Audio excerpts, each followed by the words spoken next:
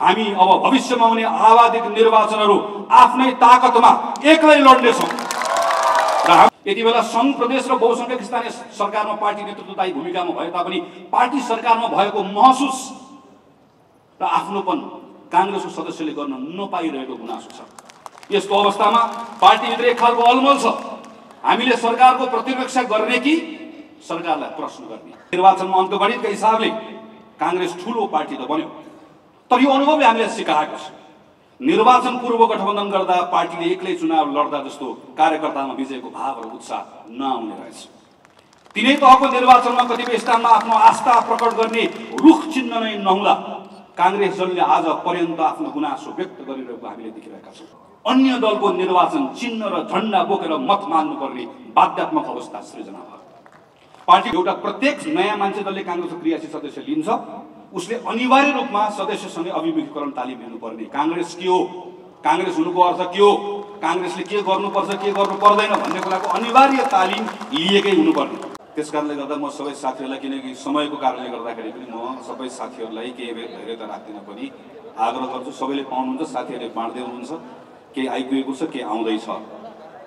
म सबैभन्दा पहिला महासमितिको बैठकमा यहाँहरू सबैलाई हृदयबाटै हार्दिक स्वागत गर्न चाहन्छु। महासमितिको बैठक हिजोबाट प्रारम्भ भएको छ र हामीले आज बिहानको सत्रमै हाम्रा आफ्ना प्रतिवेदनहरू प्रस्तावहरू प्रस्तुत गरेर दिउँसोबाट समूह विभाजन गरेर छलफल गर्ने भन्ने कार्ययोजना बनाएका थियौँ। तर हामीले सोचेको भन्दा केही लामो भएको छ, केही ढिलो भएको छ। यसले केही हाम्रो कार्यतालिका पनि तलमाथि भएको छ। तर हामी सबैले मिलेर यसलाई फेरि ठिक ठाउँमा ल्याउनु पर्नेछ। तपाईँले आज धैर्यतापूर्वक पार्टीको उपसभापतिले राख्नु भएको प्रस्ताव सुन्नुभयो। त्यो अलि लामो थियो, तर यस कारणले गर्दा लामो पनि थियो किनकि हामीले महाधिवेशनले गर्नुपर्ने नीतिको काम पनि महासमितिबाट गर्ने गरिकन जिम्मेवारी लिएर आएको हुनाले गर्दा नेपाली कांग्रेसको थुप्रै विषयहरूमा हाम्रा आफ्ना नीतिहरू के छन् भन्ने आजको त्यो प्रस्ताव हामीले यहाँ गर्यौँ। महामन्त्री विश्वप्रकाश शर्माले समसामयिक राजनीतिका बारेमा नेपाली कांग्रेसको दृष्टिकोण के छ भनेर प्रस्ताव राख्नुभयो। यो दुईटा प्रस्तावहरू नेपाली कांग्रेसको केन्द्रीय समितिको तर्फबाट आएको प्रस्तावहरू हुन् र नेपाल सरकारका अर्थमन्त्री माननीय डाक्टर प्रकाश शरण महतले उहाँले आफ्नो प्रतिवेदन यहाँ अहिले प्रस्तुत गर्नुभयो। मेरो जिम्मेवारीमा रहेको यो साङ्गठनिक प्रस्ताव हो। त्यसैले मेरो यो प्रस्ताव नेपाली कांग्रेस पार्टीको हाम्रो आफ्नो सङ्गठनसँग जोडिएका विभिन्न अवयवहरू त्यसको सेरोफेरोमा यो प्रस्ताव मैले तयार गरेको छु र यो प्रस्ताव केन्द्रीय समितिमा प्रस्तुत गरेर आदरणीय सभापतिजीको, केन्द्रीय समितिका साथीहरूको यसमा धारणा, यसमा आफ्नो विचारहरू थप राखिसके पछाडि यसलाई थप समृद्ध बनाएर महासमिति सदस्यज्यूहरूको बीचमा मैले यसलाई प्रस्तुत गर्ने अनुमति मागेको छु। यहाँहरूको बीचमा आइसकेपछि यो महासमितिको सम्पत्ति हो र महासमिति सदस्यको बीचमा छलफल भइसकेपछि यसमा आएका सुझावहरूलाई लिएर यसलाई हामीले थप समृद्ध बनाउनेछौँ र त्यसपछि यो सिङ्गो पार्टीको सम्पत्ति बन्नेछ। मैले आज नेपाली कांग्रेसको महामन्त्रीको रूपमा उभिएर यो प्रस्ताव यहाँ प्रस्तुत गर्न पाउने मेरो लागि एकदमै धेरै ठुलो गौरवको विषय हो। नेपाली कांग्रेस जस्तो पार्टी, जननेता जननायक विश्व प्रसाद कोइरालाको पुस्ताले प्रारम्भ गरेको यो पार्टीमा 2046 साल पछाडि पुस्ताको नेपाली कांग्रेसको सदस्य आज यत्रो अग्रजहरूको बीचमा, साथीहरूको बीचमा उभिएर यो प्रस्ताव राख्न पाउने कुरा नै पनि मेरो लागि एकदमै धेरै ठुलो गौरवको विषय हो।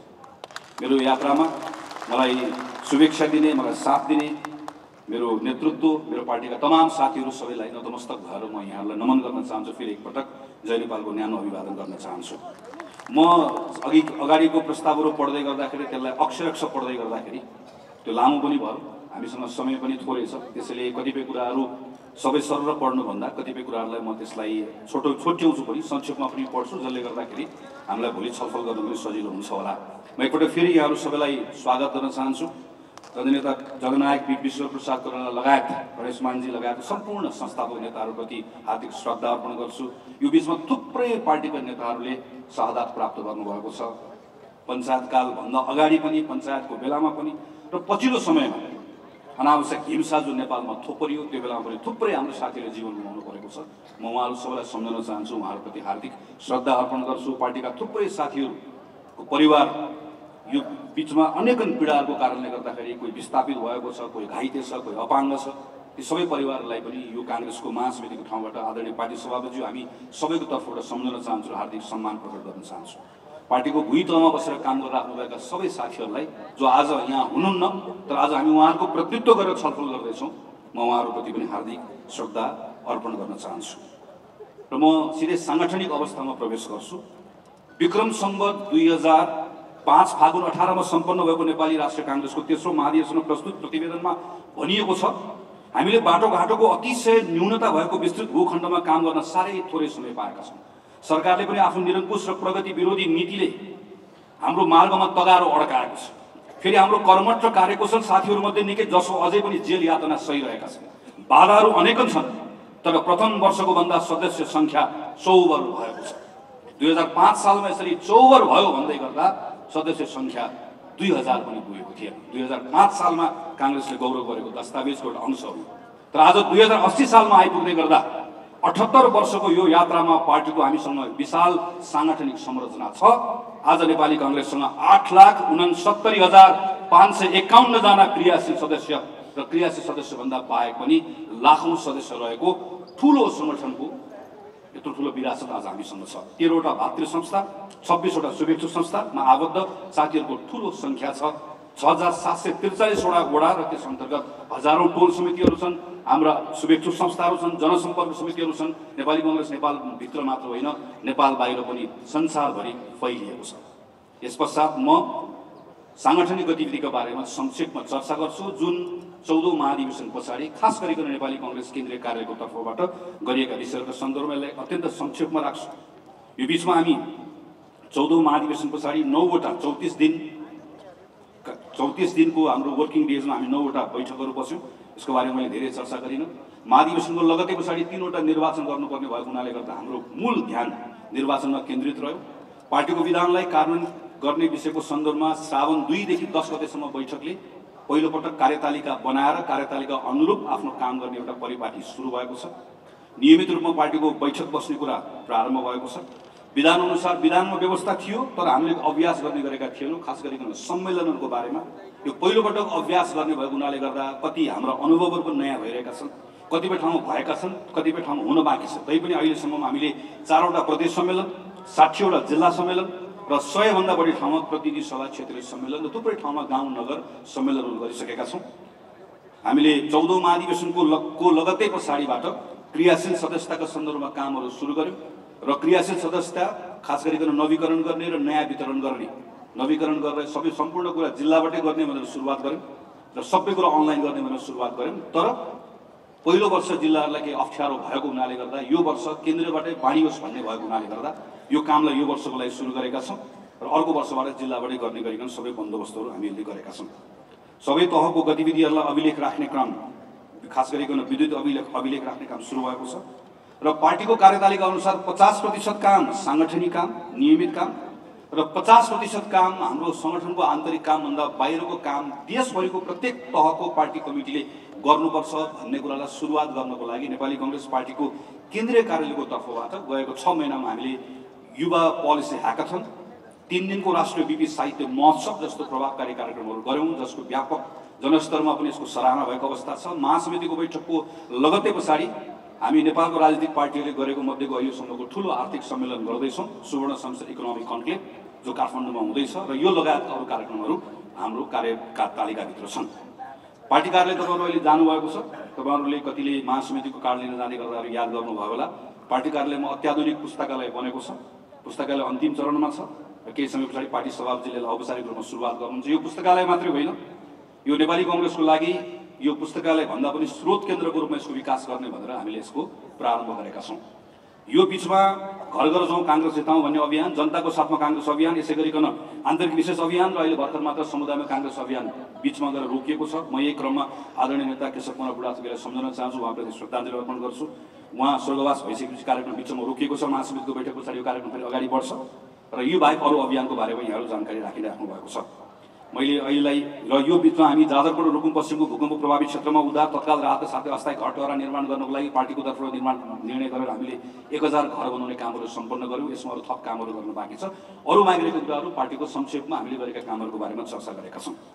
यस पछाडि म योभन्दा अगाडि जान्छु। आदरणीय साथीहरू, पार्टीको आजको साङ्गठनिक अवस्था र महाधिवेशन पश्चात भइरहेको गतिविधिको बारेमा माथि संक्षिप्त रूपमा चर्चा गरिसकेपछि अब म हाम्रो सङ्गठनभित्रको सबल पक्षको बारेमा छोटकरीमा चर्चा गर्छु।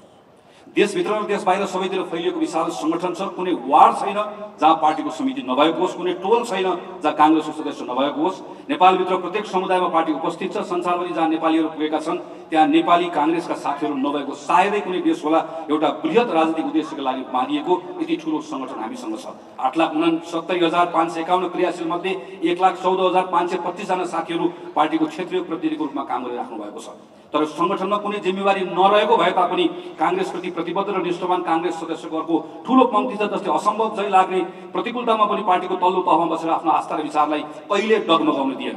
तिनले बरु विस्थापित हुन र जीवनकै जोखिम मोल्न तयार भए। जेल भोगे, कतिको ज्यान गयो, कतिको सम्पत्ति गुम्यो।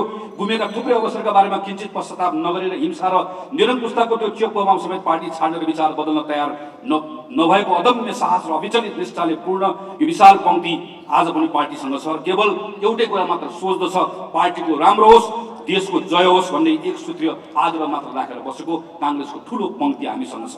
काङ्ग्रेसमा लागेर पद पाइएला वा नपाइएला, सत्तामा हुँदा मलाई के फाइदा होला भनेर व्यक्तिगत स्वार्थ नहेर्ने मानिसको ठुलो सङ्ख्या पार्टीमा आबद्ध छ। आम निर्वाचनको प्रतिस्पर्धामा कहिले नजितेको ठाउँमा समेत आदर्शको झिल्को जोगाएर सङ्गठनलाई जीवन्त राख्ने काङ्ग्रेसजनको उच्च समर्पण भाव अतुलनीय छ। पार्टीमा स्वाभिमानपूर्वक गरी खाने सदस्यको बाहुल्यता छ। सदस्यता शुल्क तिर्ने, पार्टीलाई आवश्यक परेको बेलामा सधैँ उपलब्ध हुने, स्वयंसेवी रूपमा निर्वाचनमा क्रियाशील हुने, तर कुनै व्यक्तिगत आकाङ्क्षा नभएको स्वावलम्बन र स्वयंसेवाको भाव लिएर नै पार्टी र अन्य सामाजिक कार्यमा क्रियाशील रहने काङ्ग्रेसजनको सङ्ख्या उल्लेख्य छ। आफ्नो स्वार्थको लागि राज्यको स्रोत र साधनमाथि कब्जा जमाउन खोज्ने आश्रय अवसर र सजिलो स्रोतको खोजीमा पार्टीमा आबद्ध हुने काङ्ग्रेसी चरित्र नभएको हुनाले पनि आफ्नै बलबुतामा जीविका चलाएर पार्टीमा स्वयंसेवी योगदान गर्ने संस्कार छ। पार्टीभित्र ठुलो सामाजिक पुँजी छ। आफ्नो जीविकासँगै समाजमा रहेर केही न केही गरौँ भन्ने भावले धेरै साथीहरू स्थानीय स्तरका सामाजिक काम वा समूहमा निरन्तर क्रियाशील र नेतृत्व गरेका अनेकन उदाहरण छन्। पार्टीमा स्थापनाकालदेखि आजसम्म जोडिएका अनेकन पुस्ताका अग्रजता युवा साथीहरू क्रियाशील हुनुहुन्छ। 18 देखि 90 वर्ष माथिसम्मका अग्रजसम्मको एउटै विशाल नेपाली काङ्ग्रेसको पार्टी परिवार छ।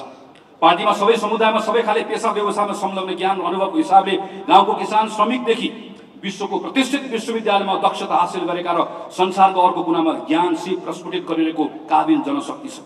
हिजो पार्टीमा जोडिएको, राजनीतिमा लागेको कारणले गर्दा विस्थापनको पीडा भोगेको, अवसर गुमाएको अर्को तबका आज संसारका विभिन्न देशमा गएर ज्ञान, दक्षता र पुँजीको विकास गरिरहेको छ। आन्तरिक प्रतिस्पर्धामा गुटगत भिन्नता देखिए पनि सार्वजनिक हितको कुनै निश्चित लक्ष्य प्राप्तिका लागि वा नेपाली काङ्ग्रेसलाई बाह्य जोखिमबाट बचाउन आवश्यक परेको बेलामा स्वतः स्फूर्त सबै एकजुट भएर लागि पर्ने सामूहिक भावना छ। पार्टीमा आन्तरिक लोकतन्त्रको अभ्यास, नेतृत्व छनौट प्रक्रियामा सहभागिता मात्र होइन, निर्णय प्रक्रियामा सहभागिता। पार्टीभित्र चित्त नबुझेको कुरा भन्ने र फरक मत राख्ने खुला वातावरण छ। पार्टीको सबै तहमा विधान बमोजिम निर्वाचित भएको नेपाली काङ्ग्रेस मात्र एउटै मात्र पार्टी।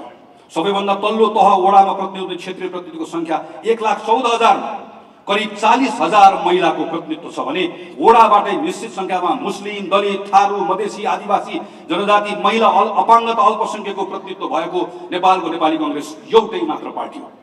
पार्टीको माथि उल्लेखित सङ्गठन संरचना बाहेक हामीसँग भातृ संस्था, शुभेच्छु संस्था, जनसम्पर्क समिति मार्फत सङ्गठनको विशाल संरचना छ। मैले सङ्गठनको सबल पक्षहरूको बारेमा चर्चा गरेँ। सबल पक्षहरूको बारेमा चर्चा गरिसके पछाडि अब म सङ्गठनभित्रका हाम्रा केही सीमाहरूका बारेमा, केही हाम्रा कमजोरीहरूका बारेमा, जसका बारेमा हामीले समीक्षा गर्नुपर्छ, यसको बारेमा म छोटकरीमा चर्चा गर्छु। आज हामीसँग आफैले बनाएको संविधान छ। आफैले बना गरेको राजनीतिक प्रणालीमा निर्वाचनबाट पहिलो पार्टी बनेर सबै तहको सरकार नेतृत्वदायी भूमिकामा रहेको यो क्षणमा पार्टीभित्र ठुलो उत्साह र विजय भाव मात्र हुनुपर्ने हो। तर कता कता केही अलमल र संशय पनि देखिन्छ। किन यस्तो भइरहेको छ? हामीले यसलाई अनदेखा गर्न मिल्दैन। हामीले कठोर भएर आत्ममूल्याङ्कन गर्न जरुरी छ। मूलतः पार्टीको मुख्य जिम्मेवारीमा बसेको हामीहरूले आत्मसमीक्षा गर्नुपर्ने केही विषयहरू छन् जसको बारेमा म यहाँ छोटकरीमा चर्चा गर्छु। पार्टी सदस्यलाई निरन्तर गतिशील र एकताबद्ध बनाइ राख्न नियमित साङ्गठनिक गतिविधिसँगै एउटा स्पष्ट ध्येय पनि चाहिँदो रहेछ। माथि चर्चा गरे चाहिँ 2003 सालमा नेपाली राष्ट्रिय काङ्ग्रेस पार्टी स्थापना गर्दै गर्दा हाम्रो अग्रजहरूसँग एउटा ध्येय थियो प्रजातन्त्रको स्थापना। 2070 सालमा ध्येय थियो लोकतान्त्रिक संविधानको निर्माण। 65 सालमा ध्येय थियो हिंसात्मक गतिविधिहरू नेपाललाई बाहिर निकाल्ने। त्यस पछाडि ध्येय थियो शान्ति स्थापना र संविधान सभा लोकतान्त्रिक संविधान बनाइ छाड्ने। आज हामी निर्वाचन लडेका छौँ, निर्वाचन जितेका छौँ, पहिलो पार्टी बनेका छौँ। अब हामीलाई यस्तो एउटा स्पष्ट ध्येय चाहिएको छ जुन ध्येयले सिङ्गो नेपाली कङ्ग्रेसलाई बाँध्नेछ र नेपाली कङ्ग्रेसले नेपाली जनतासँग जोड्नेछ। तत्कालीन सरकारले पटक पटक असंवैधानिक ढङ्गले प्रतिनिधि सभा विघटन गरेपछि एउटा विशिष्ट परिस्थितिमा संविधान र लोकतान्त्रिक प्रणालीको रक्षार्थ नेपाली कङ्ग्रेसले 5 दलीय गठबन्धनको नेतृत्व गर्दै सरकारको जिम्मेवारी वहन गर्नु परेको थियो। त्यसकै निरन्तरता स्वरूप पार्टीले लोकतन्त्र र संविधानको रक्षार्थ र स्थिरताका लागि निर्वाचनमा गठबन्धन गर्ने निर्णय गर्यो। निर्वाचनमा अङ्कगणितका हिसाबले काङ्ग्रेस ठूलो पार्टी त बन्यो, तर यो अनुभवले हामीलाई सिकाएको छ निर्वाचन पूर्व गठबन्धन गर्दा पार्टीले एक्लै चुनाव लड्दा जस्तो कार्यकर्तामा विजयको भाव र उत्साह नआउने रहेछ। तिनै तहको निर्वाचनमा कतिपय स्थानमा आफ्नो आस्था प्रकट गर्ने रुख चिन्ह नै नहुँदा काङ्ग्रेस दलले आज पर्यन्त आफ्नो गुनासो व्यक्त गरिरहेको हामीले देखिरहेका छौँ। संघ र प्रदेशको निर्वाचनको तथ्याङ्क हेर्दा गठबन्धनका कारण 74 प्रतिनिधि सभा क्षेत्रमा नेपाली कङ्ग्रेसले आफ्नो उम्मेदवारलाई मत राख्न पाएन। 21 वटा संघीय क्षेत्रको एउटा पनि प्रदेश क्षेत्रमा आफ्नो पार्टीलाई प्रत्यक्ष मत राख्न पाएन। 48 वटा प्रतिनिधि सभा क्षेत्रका प्रत्येक क्षेत्रमा 2 प्रदेश सभा क्षेत्र मध्ये एउटामा मात्र हाम्रो उम्मेदवार थिए, अर्थात् 48 वटा प्रदेश सभा क्षेत्रमा काङ्ग्रेसको प्रत्यक्षतर्फ उम्मेदवार नै थिएन। समग्रमा 62 प्रदेश सभा क्षेत्रका मतदाताले प्रतिनिधि सभा र प्रदेश सभामा हाम्रो चुनाव चिन्ह रुख देख्न पनि पाएनन्, मत हाल्न पनि पाएनन्। त्यस्तै 17 वटा क्षेत्रमा त दुवै प्रदेश सभामा काङ्ग्रेसले रुखमा मत राख्न पाए तर प्रतिनिधि सभामा पाएन। यसरी एकातर्फ काङ्ग्रेसका क्रियाशील सदस्यले आफ्नो चिन्हमा मत हाल्न पाएनन्, अर्कोतर्फ अन्य दलको निर्वाचन चिन्ह र झण्डा बोकेर मत माग्नुपर्ने बाध्यात्मक अवस्था सृजना भयो। पार्टीको आफ्नो उम्मेदवार नहुँदा संगठनभित्रको आकांक्षीको व्यवस्थापन त कठिन भयो नै, पार्टीभित्रको ऊर्जामा समेत गिरावट आयो, जसले गर्दा निर्वाचनमा संख्यात्मक रूपमा पार्टी पहिलो दल भए पनि लोकप्रिय मत घट्ने अवस्था 2074 बाट 2079 को आम चुनावसम्म आइपुग्दै गर्दा प्रतिनिधि सभा चुनावमा हाम्रो लोकप्रिय मतको 7% मा ह्रास आएको छ। यो गुमेको मतलाई पार्टीमा पुनः जोड्दै नयाँ मतदातालाई आकर्षण गर्नुपर्ने चुनौती हामीसँग छ। सरकार र पार्टीको सम्बन्धमा कहीँ न कहीँ समस्या छ। पार्टीसँग समन्वय गरेर सरकारले काम गर्ने परिपाटी बन्न सकेको छैन। सरकार र पार्टी बीच समन्वय, सहयोग र सहजीकरण सही ढङ्गले नहुँदा एक अर्कालाई बुझ्ने कुरामा नै समस्या भएको छ। सरकारले गरेको काम पार्टीबाट पनि यथोचित प्रचार हुन सकेको छैन। यति बेला सङ्घ, प्रदेश र बहुसङ्ख्यक स्थानीय सरकारमा पार्टी नेतृत्वदायी भूमिकामा भए तापनि पार्टी सरकारमा भएको महसुस र आफ्नोपन काङ्ग्रेसको सदस्यले गर्न नपाइरहेको गुनासो छ। यस्तो अवस्थामा पार्टीभित्र एक खालको अलमल छ, हामीले सरकारको प्रतिरक्षा गर्ने कि सरकारलाई प्रश्न गर्ने। यो समस्या अहिले उब्जेको समस्या पनि होइन। 2051 सालमा म जस्तै महामन्त्री भएको बेलामा स्वर्गीय नेता श्रद्धेय महेन्द्र नारायण दिदीद्वारा प्रस्तुत प्रतिवेदनमा भनिएको रहेछ, सरकार र पार्टी बीचको समन्वय गर्ने कुरा जतिसुकै सैद्धान्तिक तवरबाट हामीले गरे तापनि यसमा सधैँ कमी नै देखियो। अब यसलाई व्यवस्थित गर्नु परेको छ ताकि यो अवस्था भोलि नआओस्। तर आज करिब 30 वर्ष पनि हामीले यही विषयमा छलफल गर्नु परेको छ र यो विषय हाम्रो लागि पहिला भन्दा अझै पेचिलो बन्दै भएको छ। बिपी कोइरालाले भन्नुभएको थियो, पार्टीको संगठन ठिक पार्ने हो भने हामी सबैभन्दा पहिला विधान पालना गर्ने बानी बसाल्नुपर्छ। पार्टीको दैनिक जीवनका कार्य सुचारू रूपले सम्पन्न भइरहेको छ छैन हेर्नुपर्छ। पार्टीको हरेक विषयको निर्णय व्यवस्थापन कार्यान्वयन निरूपण गर्ने आधार पार्टीको विधान नै हुनुपर्छ। हाम्रो पार्टी विधानले सबै तह र तबकालाई स्पष्ट समयबद्ध जिम्मेवारी दिएको छ, तर अहिले पार्टी सञ्चालन गर्दा हरेक तह र तबकामा विधानको पूर्ण पालना हुन सकेको छैन। पार्टी तल्लो तहमा कतिपय ठाउँमा बैठक बस्न सकेको छैन, कतै संगठनिक गतिविधि नियमित छैन, कतै सदस्यतामा समस्या छ, कतै पदाधिकारीमै समस्या छ। बहुमत भएकोले फरक मतलाई व्यवस्था गर्ने, पराजितले जितेकोलाई असहयोग गर्ने प्रवृत्तिले अन्ततः संगठनलाई नै कमजोर बनाइरहेको हुन्छ। विधान सम्मत थिति र विधिमा पार्टी सञ्चालन कसरी गर्ने यो विषय आज हाम्रो लागि ठुलो चुनौतीको रूपमा रहेको छ। पार्टीमा स्थापना काल र प्रतिबन्धित कालमा सङ्घर्ष गरेको पुस्तादेखि आजको नयाँ पुस्तासम्म क्रियाशील छ।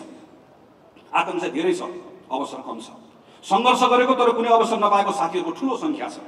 त्यसमाथि काम गरेर आफूलाई प्रमाणित गर्न आएको नयाँ सदस्य जिम्मेवारीसहित काम गर्न चाहन्छ। यसको व्यवस्थापन आफैमा चुनौतीपूर्ण त छँदैछ, भएको अवसरको वितरणलाई पनि न्यायसङ्गत बनाउनु पर्ने अर्को चुनौती छ। पार्टीभित्र जरैसम्म फैलिँदै गएको आन्तरिक शक्ति सङ्घर्ष, आफैभित्रको अस्वस्थ प्रतिस्पर्धा र एक आपसमा निषेध गर्ने प्रवृत्तिले पार्टीका अधिकांश सदस्यहरूको ऊर्जा खेर गइरहेको छ। यो अवस्थालाई बदलेर पार्टीभित्र स्वस्थ प्रतिस्पर्धा र आन्तरिक अनुशासन कायम गर्नुपर्नेछ। पार्टी अनुशासन र जवाबदेहिताको कुरा चुनावको बेला मात्रै उठ्छ। अनुशासनलाई अनुकूलतामा व्याख्या गर्ने परिपाटीले सृजना गरेको असन्तुष्टिलाई सम्बोधन गर्न आवश्यक छ। तोकिएको समयमा तोकिएको जिम्मेवारी पूरा नगर्नु पनि अनुशासन उल्लङ्घन हो भन्ने मान्यतालाई अङ्गीकार गर्न सकिएको छैन। पार्टीभित्र अवसरको न्यायोचित वितरण हुन नसकेको, समावेशी ढङ्गले समान रूपमा अवसरमा पहुँच नभएको, समावेशी समानुपातिक तर्फको समेत जसले पाउनुपर्ने हो त्यो तबकाले न्याय नपाएको व्यापक गुनासो छ। पार्टीभित्र अनुभवदेखि दक्षताले पूर्ण सदस्य समर्थक र शुभेच्छुको संख्या उल्लेख्य छ, तर पार्टीको औपचारिक संरचनाले त्यो व्यक्तिगत क्षमताको सदुपयोग गर्ने ठाउँ दिन सकिरहेको छैन। पार्टीभित्र एकातर्फ इतिहासप्रति गौरव गर्ने, हामीले बनाएको संविधान, हामीले गरेको इतिहासप्रति गौरव गर्ने, तर अर्कोतर्फ आफ्नै पार्टीको नेतृत्वमा आफैले लडेर ल्याएको परिवर्तनलाई समेत प्रतिरक्षा गर्ने जाँगर नदेखाइरहेको विचित्रको अवस्था छ। यसलाई बदल्नु पर्नेछ। एकातर्फ पार्टीले गरेको राम्रो काम र उपलब्धिको सही सम्प्रेषण हुन नसक्दा पार्टीका बारेमा भ्रम छर्नेहरूलाई मलदल पुगेको छ भने अर्कोतर्फ आफ्नो इतिहास, सङ्घर्ष, बलिदान र नेतृत्वको अवमूल्यन गर्दै अफवाह फैलाउँदा समेत त्यसको सही ढङ्गले प्रतिवाद गर्न हामी चुकिरहेको अवस्था छ। यस्तोमा हाम्रो निर्णय, नीति र कार्यक्रम, पार्टीले गरेको राम्रो काम र पहल कदमीलाई प्रचार गर्दै हाम्रा विरुद्धको अफवाह र भ्रमलाई कसरी चिर्ने भन्ने विषय हाम्रो प्राथमिकतामा हुनुपर्छ। आदरणीय साथीहरू, आदरणीय सभापतिज्यू, मैले सङ्गठनको कामको बारेमा र सङ्गठनको सबल पक्षहरूको बारेमा चर्चा गरेँ र त्यस पछाडि हाम्रो भित्र भएका केही कमजोरी र सीमाहरूको बारेमा चर्चा गरेँ। हामीसँग यी दुवै कुराहरूको बिचमा आज नेपाली काङ्ग्रेस पार्टी उभिएको छ। यो पृष्ठभूमिमा हामी नेपाली काङ्ग्रेस पार्टीभित्र दुईटा खालको प्रवृत्तिहरू देखिरहेको छ। एउटा प्रवृत्ति अब केही पनि हुँदैन कि भन्ने भय र चिन्ताले आत्मविश्वास खस्किएको छ। विगतमा पार्टीले गरेको निर्णय र पछ्याएको बाटोको सन्दर्भमा पनि उसले आफूमा भएको लघुदबासका कारण प्राप्त उपलब्धिको समेत अपनत्व लिन ऊ धक्काइरहेको छ। यो पंक्ति आत्मनिन्दाले ग्रस्त छ। अर्कोतिर भर्खरै सम्पन्न निर्वाचनमा विजय हासिल गरेर सबभन्दा ठुलो पार्टी भएका छौँ, हामी अभेद्य छौँ, हाम्रो चुनौती मसिना छन् भन्ने अतिरिक्त आत्मश्लाघाले ग्रस्त देखिन्छ। पार्टीको आन्तरिक समस्यालाई उपेक्षा गर्छ, बाहिर आएको कुरालाई केवल विरोधीहरूको प्रोपोगन्डा मात्र मान्दछ। मूलतः पार्टीमा जे छ सब ठिकठाक छ भन्ने ठहर गर्छ। पार्टीको सुदूर भविष्य समेत सुनिश्चित भएकोमा ऊ ढुक्क छ। एकातिर आत्मनिन्दा छ, अर्कोतिर आत्मप्रशंसा छ, आत्मश्लाघा छ। आत्मश्लाघा वा आत्मप्रशंसा, आत्मश्लाघा वा आत्मश्लाघा, आत्मप्रशंसा वा आत्मनिन्दा होइन। इमानदारितापूर्वक आत्मसमीक्षा, आत्मनिरीक्षण र आत्मसङ्कल्प गर्नुपर्दछ भन्ने मैले यहाँ प्रस्ताव गरेको छु। आदरणीय सभापति तथा साथीहरू, नेपाली काङ्ग्रेस लोकतन्त्रको रक्षाको लागि निरन्तर अग्र मोर्चामा उभिएर मूलतः हरेक सङ्कटबाट मुक्त गर्ने नेतृत्वदायी भूमिका निर्वाह गर्दै आएको क्षमता र साहस भएको पार्टी हो। यस्तो पार्टीले आफूभित्र भएको समस्याको पहिचान गरिसकेपछि यो समस्याको हल पनि खोज्न सक्नुपर्छ, खोज्न सक्दछ भन्ने मेरो विश्वास छ। यो विश्वासको आधारमा आदरणीय पार्टीका महासमिति सदस्यहरूको बिचमा मैले 20 बुँदामा साङ्गठनिक सुधारको कार्ययोजना प्रस्तुत गर्ने अनुमति चाहेको छु। मैले अब प्रस्तुत गर्ने 20 वटा बुँदाहरू नेपाली काङ्ग्रेसको अहिलेको विधान अनुसार, अहिलेकै हाम्रो पार्टीको शक्ति र सामर्थ्य अनुसार, तपाईँ र हामीले आज गरिरहेको कामको आधारमा हामीले यही अर्को महाधिवेशनभन्दा अगाडि गर्न सकिने कामहरू हुन्। जुन काम गर्न सक्ने क्षमता हामीसँग छ, जुन काम गर्न सक्ने सामर्थ्य हामीसँग छ, जुन काम गर्न हाम्रो विधानले हामीलाई अनुमति दिएको छ, तर यो काम तपाईँ हामी सबै मिलेर गर्नुपर्नेछ। म यो 20 वटा बुँदाहरूमा महासमितिमा भोलिदेखि तपाईँहरूले गर्ने संगत छलफलमा यो 20 वटा बुँदाहरूमा छलफल भइदियोस्। 20 लाई घटाएर 18 बनाउने हो कि 20 लाई बढाएर 25 बनाउने हो कि 20 वटा बुँदाभित्र लेखेको कुराहरू थप्नु पर्ने हो कि घटाउनु पर्ने हो कि आलोचनात्मक चेतका साथमा यसमा सुझावहरू आउन्। यो 20 वटा जुन कार्ययोजना छ यो नै नेपाली काङ्ग्रेस केन्द्रीय समितिको लागि अबको 2 वर्षको लागि मार्गदर्शन हुनेछ। त्यस कारणले गर्दा म साथीहरूलाई विनम्रतापूर्वक यो 20 वटा बुँदामा यसमा थप छलफल गरिदिनका लागि म आग्रह गर्न चाहन्छु। बुँदा नम्बर 1, ध्येयमा प्रष्टता। मैले अगाडि जुन समस्याहरू देखाएँ, मैले अब त्यो देखाएको समस्याको समाधान यो 20 वटा कार्ययोजनामा प्रस्तुत गरेको छु। अहिले जे समस्याहरू भने ती कुराको समाधान यो हुन सक्दछ भन्ने हाम्रो तर्फबाट यहाँभित्र प्रस्ताव गरिएको छ। हाम्रो आफ्नै दृष्टान्तले देखाउँछ सङ्गठनलाई चलायमान र ऊर्जाशील बनाउनको लागि स्पष्ट ध्येय चाहिन्छ। विगतमा पार्टीको ध्येयले नै पार्टीको सदस्यलाई दुःख सङ्घर्ष र जोखिमपूर्ण समयमा समेत साहस र समर्पणका साथै सहजै आत्मसात गर्ने आत्मबल दिएको थियो। संविधान निर्माणसँगै हामीले परिकल्पना गरेको राजनीतिक ध्येय प्राप्त गरिसकेका छौँ। अब पार्टीको ध्येय समुन्नत नेपाल निर्माण, जसरी विगतमा पार्टी ध्येयमा स्पष्ट थियो, प्रत्येक सदस्यमा त्यो ध्येय पूरा गर्ने अठोट र समर्पण थियो। त्यसैले एउटा सङ्कल्पमा बाँधिएर हामीले संविधानको आधारशिलामा समुन्नत नेपाल, सम्मानित नेपालीको हाम्रो ध्येयलाई पूरा गराइ छाड्ने आत्मविश्वासको साथ सङ्गठन अगाडि बढाउनु पर्नेछ। यसको लागि हाम्रै नेतृत्वमा बनेको संविधान छ। 332 स्थानीय सरकारमा नेतृत्वमा छौँ, प्रदेशहरूमा सरकारको नेतृत्व प्रमुख साझेदार छौँ, सङ्घीय सरकारमा छौँ। अत यो बेलामा कुनै लघुदावास लिएर वा रक्षात्मक भएर होइन, उच्च मनोबलका साथ हाम्रो नेतृत्वमा भएका तमाम आन्दोलनको उपलब्धिमा गौरव गर्दै र आफैले बनाएको संविधानको स्वामित्व लिँदै हामीले यसको कार्यान्वयनको नेतृत्व गर्नेछौँ। गत महाधिवेशनपछि हामीले समुन्नत नेपालको दृष्टिकोणलाई नै पार्टीको निर्वाचन घोषणा पत्र दस्तावेज मार्फत अगाडि बढाएका हौँ।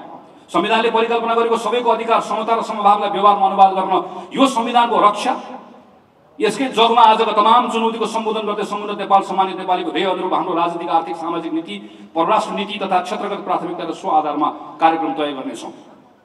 सम्पूर्ण नेपालको ध्येय अन्तर्गत गुणस्तरीय शिक्षा, सुलभ र गुणस्तरीय स्वास्थ्य, मर्यादित रोजगारी, सामाजिक रूपान्तरण लगायतका क्षेत्रगत लक्ष्य र कार्यक्रम तयार गर्नुपर्छ। यो अनुरूप पार्टीले सरकारमा कसरी प्रभावकारी काम गर्दैन, सरकार बाहिर यो सन्दर्भमा पार्टी संगठनको भूमिका के हुने स्पष्ट मार्गचित्र बनाउँदै ती कार्यक्रम मार्फत सिङ्गो पार्टी पङ्क्तिलाई पार्टीको ध्येयसँग जोड्नेछ। 2. विधानको परिपालन। नेपाली कांग्रेसको विधानले आन्तरिक लोकतन्त्रको अभ्यासका लागि निकै राम्रो व्यवस्था गरेको छ। सबै तहलाई समयबद्ध जिम्मेवारी तोकेको छ। कुन समितिले कुन काम कहिले कसरी गर्ने भन्ने विधानमा निर्दिष्ट गरेको व्यवस्थालाई कार्यान्वयन लैजानको लागि विधान बमोजिम पार्टी सभापतिले प्रस्ताव गरी केन्द्रीय कार्य समितिले टुङ्ग्याउनु पर्ने जिम्मेवारीमा रहेका समितिहरूको गठन, प्रतिष्ठान र विभागको गठन लगायतका कार्यलाई अविलम्ब पूर्णता दिई निश्चित कार्यविवरण बनाएर कार्यतालिकासहित जिम्मेवारी प्रदान गर्नेछौँ। विधानले केन्द्रीय कार्य समितिले गर्ने भनी तोकेका नियमित बैठक, महासमिति बैठक, महाधिवेशन लगायत विधान सम्मत गर्नुपर्ने सबै जिम्मेवारी कार्यतालिका बनाई विधानले निर्दिष्ट गरेको समयमा गर्नुपर्छ। नेपाली कांग्रेसको 2078 मङ्सिरमा सम्पन्न 14औं महाधिवेशनबाट निर्वाचित वर्तमान कार्य समितिको 4 वर्ष कार्यकाल 2017 सालको विधान संशोधन सहितको धारा 43 बमोजिममा आगामी 2082 मङ्सिर मसान्तभित्र समाप्त हुनेछ।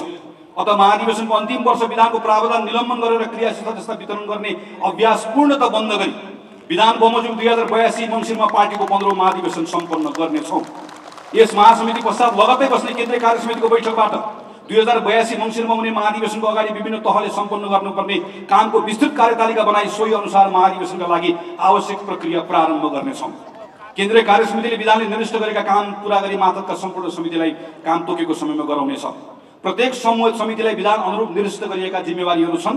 अहिलेसम्म हामीले जिम्मेवारी यो छ भनेर भनेका छौँ। यहाँ मैले प्रस्ताव गरेको कुरामा अबदेखि कुनै पनि समितिले प्राप्त गरेको जिम्मेवारी पूरा गर्यो कि गरेन भनेर त्यसको अनुगमन गर्ने वडा समिति छ भने वडाभन्दा माथि पालिका छ, जुन प्रत्येकलाई एक तह माथिको समितिले अनुगमन गर्ने। अनुगमन कसरी गर्ने भने कार्यविधि केन्द्रीय कार्यालयले बनाउँछ, अनुगमनको ढाँचा बनाउँछ, कमिटीको अनुगमन गर्ने, अनुगमनको एउटा व्यवस्थित प्रणाली सुरुवात गर्नु पर्यो भन्ने मैले यहाँ प्रस्ताव गरेको छु। विधान बमोजिम विभाग समिति गठनलाई पूर्णता दिँदा पार्टीको विभिन्न तह र निकायबाट संस्थागत रूपमा सिफारिस सङ्कलन गरी सोही अनुसार सहभागिता गराउने अभ्यासलाई हामीले माथि विभागहरू लगायत जे बनाउँछौँ अहिलेसम्म माथि मात्र बनाउने गरेको ठाउँमा तलबाट मागेर संस्थागत रूपमा लिएर हाम्रो आफ्नो कमिटीहरू बनाउँदै गर्दाखेरि जिल्लालाई तलको कमिटीहरूलाई पनि सँगसँगै जोड्ने काम गर्नुपर्छ भन्ने मैले यहाँ प्रस्ताव गरेको छु। जिम्मेवारी र जवाफदेहिता। हरेक हातलाई काम, हरेक काँधलाई जिम्मेवारी भन्ने मान्यतालाई सार्थक बनाउनको लागि विधानले काम कर्तव्य र अधिकार तोकेको। हाम्रो विधानमा सभापति, कोषाध्यक्ष, सचिवको काम कर्तव्य अधिकार तोकेको छ, तर अत्यन्त थोरै लेखिएको छ। 2टा उपसभा, 2टा सचिवले के गर्ने तोकेको छैन। 2टै महामन्त्री यहाँ सबैले के गर्ने कहीँ पनि जिम्मेवारीको बाँडफाँड छैन। त्यसैले 2टा तोकेको ठाउँ, अरू तोकेको ठाउँमा हामी जसलाई जब डिस्क्रिप्सन भनेर भन्छौँ, हामी एउटा ढाँचा बनाउँछौँ, प्रत्येक कमिटीलाई पठाउँछौँ। त्यो कमिटीको सभापतिले लेखिएको ढाँचामा लेखिएको तोकिएको व्यक्तिलाई जिम्मेवारी दिइसके पछाडि त्यसको विस्तृत कार्यविवरण बनाउने मैले यहाँ प्रस्ताव गरेको छु। पार्टीमा हाल क्रियाशील रहेका सदस्यहरूमध्ये 1,14,525 जना निर्वाचित क्षेत्रीय प्रतिनिधि हुनुहुन्छ, जसमध्ये करिब मैले अघि भने 40% भन्दा बढी महिला हुनुहुन्छ। 4,743 जना महाधिवेशन प्रतिनिधि हुनुहुन्छ। तर केही क्षेत्रीय प्रतिनिधिहरूले जिम्मा पाउनु भएको छ, केही महाधिवेशन महासमिति सदस्यहरूले जिम्मा पाउनु भएको छ, बाँकीहरू कसैले पनि जिम्मेवारी नपाइरहेको अवस्था छ। महाधिवेशन भन्ने पद छ, जिम्मेवारी छैन। यसका निम्ति हामीले केही नयाँ जिम्मेवारीहरू यो हुन सक्छ भनेर प्रस्तावित गरेका छौँ। त्यो विशेष जिम्मेवारी दिएर कार्यगत विवरणसहित फिल्डमा खटाउने भन्ने यहाँभित्र हामीले एउटा प्रस्ताव गरेका छौँ। साङ्गठनिक कार्यतालिका। केन्द्रीय कार्य समितिले भर्खर साङ्गठनिक कार्यतालिका बनाएको जस्तै प्रत्येक तहले कार्यतालिका बनाउँदै गर्दाखेरि 50% काम सङ्गठनको आन्तरिक काम, भेला, सम्मेलन, प्रशिक्षण, हाम्रो महासमिति भएको जस्तो 50%, तर 50% काम चाहिँ सङ्गठनको कामभन्दा बाहिरको काम। त्यो भनेको त्यो सामाजिक कार्यक्रम पनि हुनसक्छ, त्यो भनेको अरू कुनै पनि खालको जागरणको कार्यक्रम हुनसक्छ, समाजसँग जोडिने कार्यक्रम हुनसक्छ, समुदायसँग काङ्ग्रेस हुनसक्छ। यस्ता अभियानहरू चाहिँ वर्षको 50% काम चाहिँ कामको वेटेज 50-50 गर्नुपर्छ भनेर मैले प्रस्ताव गरेको छु। बहस, संवाद र प्रशिक्षण। पार्टीका संस्थापक नेता तथा अग्रजहरू प्रतिकूल समयमा पनि जीवनभर जागरुक रहेर समाजका ज्वलन्त विषयमा अध्ययन, चिन्तन र संवाद गर्ने, बहस र छलफल गर्ने, कार्यकर्ता दीक्षित गर्ने र जनतालाई सुसूचित गर्ने संस्कृति बोकेको पार्टी हो नेपाली कांग्रेस।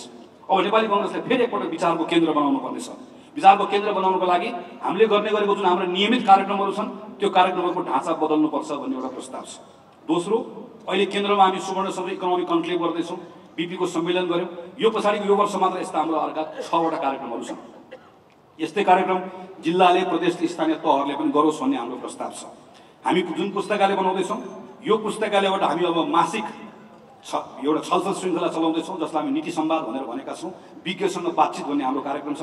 जस्तो आज अहिले महामन्त्रीजीले प्रस्तुत गर्नुभयो, उपसभापतिले प्रस्तुत गर्नुभयो, अर्थमन्त्रीजीले गर्नुभयो। हामीले वैदेशिक रोजगारीका बारेमा चाहिँ केही कुराहरू भन्यौँ। तर वैदेशिक रोजगारीका विषयको सन्दर्भमा अब पार्टी कार्यालयको पुस्तकालयले कार्यक्रम सञ्चालन गर्छ, स्रोत केन्द्रले कार्यक्रम सञ्चालन गर्छ।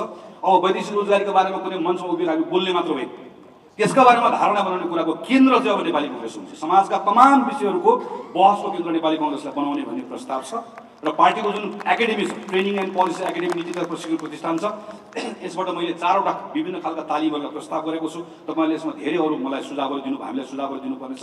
एउटा प्रत्येक नयाँ मान्छे जसले कांग्रेसको क्रियाशील सदस्य लिन्छ उसले अनिवार्य रूपमा सदस्यसँगै अभिमुखीकरण तालिम लिनुपर्ने। कांग्रेस के हो, कांग्रेस हुनुको अर्थ के हो, कांग्रेसले के गर्नुपर्छ के गर्नु पर्दैन भन्ने कुराको अनिवार्य तालिम लिएकै हुनुपर्ने, पुनर्ताजगी तालिम। तपाईँ हामी जस्तो वर्षौं अगाडि सदस्य भइसकेको मान्छेहरूले बेला बेलामा पुनर्ताजगी तालिम लिनुपर्ने। सिप र दक्षताको प्रशिक्षण। हामी जब कार्यकारी जिम्मेवारीमा जान्छौँ, कोही सचिव हुन्छौँ, कोही कोषाध्यक्ष हुन्छौँ, विभिन्न जिम्मेवारीमा जान्छौँ, त्यो जिम्मेवारीसँग त्यो पदसँग जिम्मेवारीसँग जोडिएका केही सेट अफ स्किल हुन्छ, हुनुपर्ने हुन्छ। सचिव चलाउनलाई केही स्किलहरू चाहिन्छ, कोषाध्यक्ष चलाउन चाहिन्छ। यो पदसँग जोडिएर दिने कुराहरू तालिम छ। अर्को जनप्रतिनिधि अनुशिक्षण भनेर हामीले निर्वाचित भएको जनप्रतिनिधिको कार्यक्रम छ। अर्को एउटा नयाँ कार्यक्रम हामीले यहाँ प्रस्ताव गरेका छौँ, तपाईँहरूको सुझाव चाहन्छौँ। यो हाम्रो पोलिसी एकाडेमीले चलाउँछ। यो कोर्सको नाम पब्लिक पोलिसी कोर्स हो। 84 मा चुनाव छ, त्योभन्दा अगाडि स्थानीय चुनाव छ 84 मा, त्यसपछि आम चुनाव छ। नेपाली कांग्रेस पार्टीको तर्फबाट भोलि गएर निर्वाचन लड्ने जसको आकांक्षा छ, चाहे वडामा होला, चाहे नगरमा होला, चाहे सांसद होला, कुनै पनि ठाउँमा होला, हाम्रो एकाडेमीले फरक फरक खालको कोर्सहरू बनाउँछ जुन कोर्स पब्लिक पोलिसीसँग सम्बन्धित हुन्छ। भोलि उसले गर्ने जिम्मेवारीसँग जोडिएको हुन्छ। भोलि गएर विधायक बन्ने भने त्यो विधायकको कामसँग जोडिएको हुन्छ। हाम्रो प्रस्ताव छ कि यस्तो डिजाइन गरेको कोर्स केही महिनाको हुन्छ, केही फिजिकली लिनुपर्ने होला, केही भर्चुअली लिनुपर्ने होला, अनलाइन लिनुपर्ने होला। तर भोलि गएर म वडा अध्यक्ष बन्छु भन्ने आकांक्षा राखेको नेपाली कांग्रेसको मान्छे छ भने यो 4 वर्षभित्रमा कुनै न कुनै बेलामा त्यो कोर्स उसले लिएको हुनुपर्छ। त्यति गरे भने भोलि गएर मैले के गर्नुपर्छ, के गर्ने होला भनेर अनुमान लगाइराख्नु पर्दैन। यसरी प्रशिक्षित एउटा जमात तयार गरौँ भन्ने प्रस्ताव छ। विश्वका राम्रा प्रायः जस्तो ठुला पार्टी, हाम्रो जस्तो पुरानो पार्टीको आफ्नो एउटा अध्ययन कोष हुन्छ। नेपालमा हामी थुप्रै पोलिटिकल पार्टीको देख्छौँ, हामी एफईएस भनेर सुन्छौँ, हामी एफएनएफ भनेर सुन्छौँ, ठुल्ठुलो हामी जस्तो सामाजिक लोकतान्त्रिक पार्टीहरूको।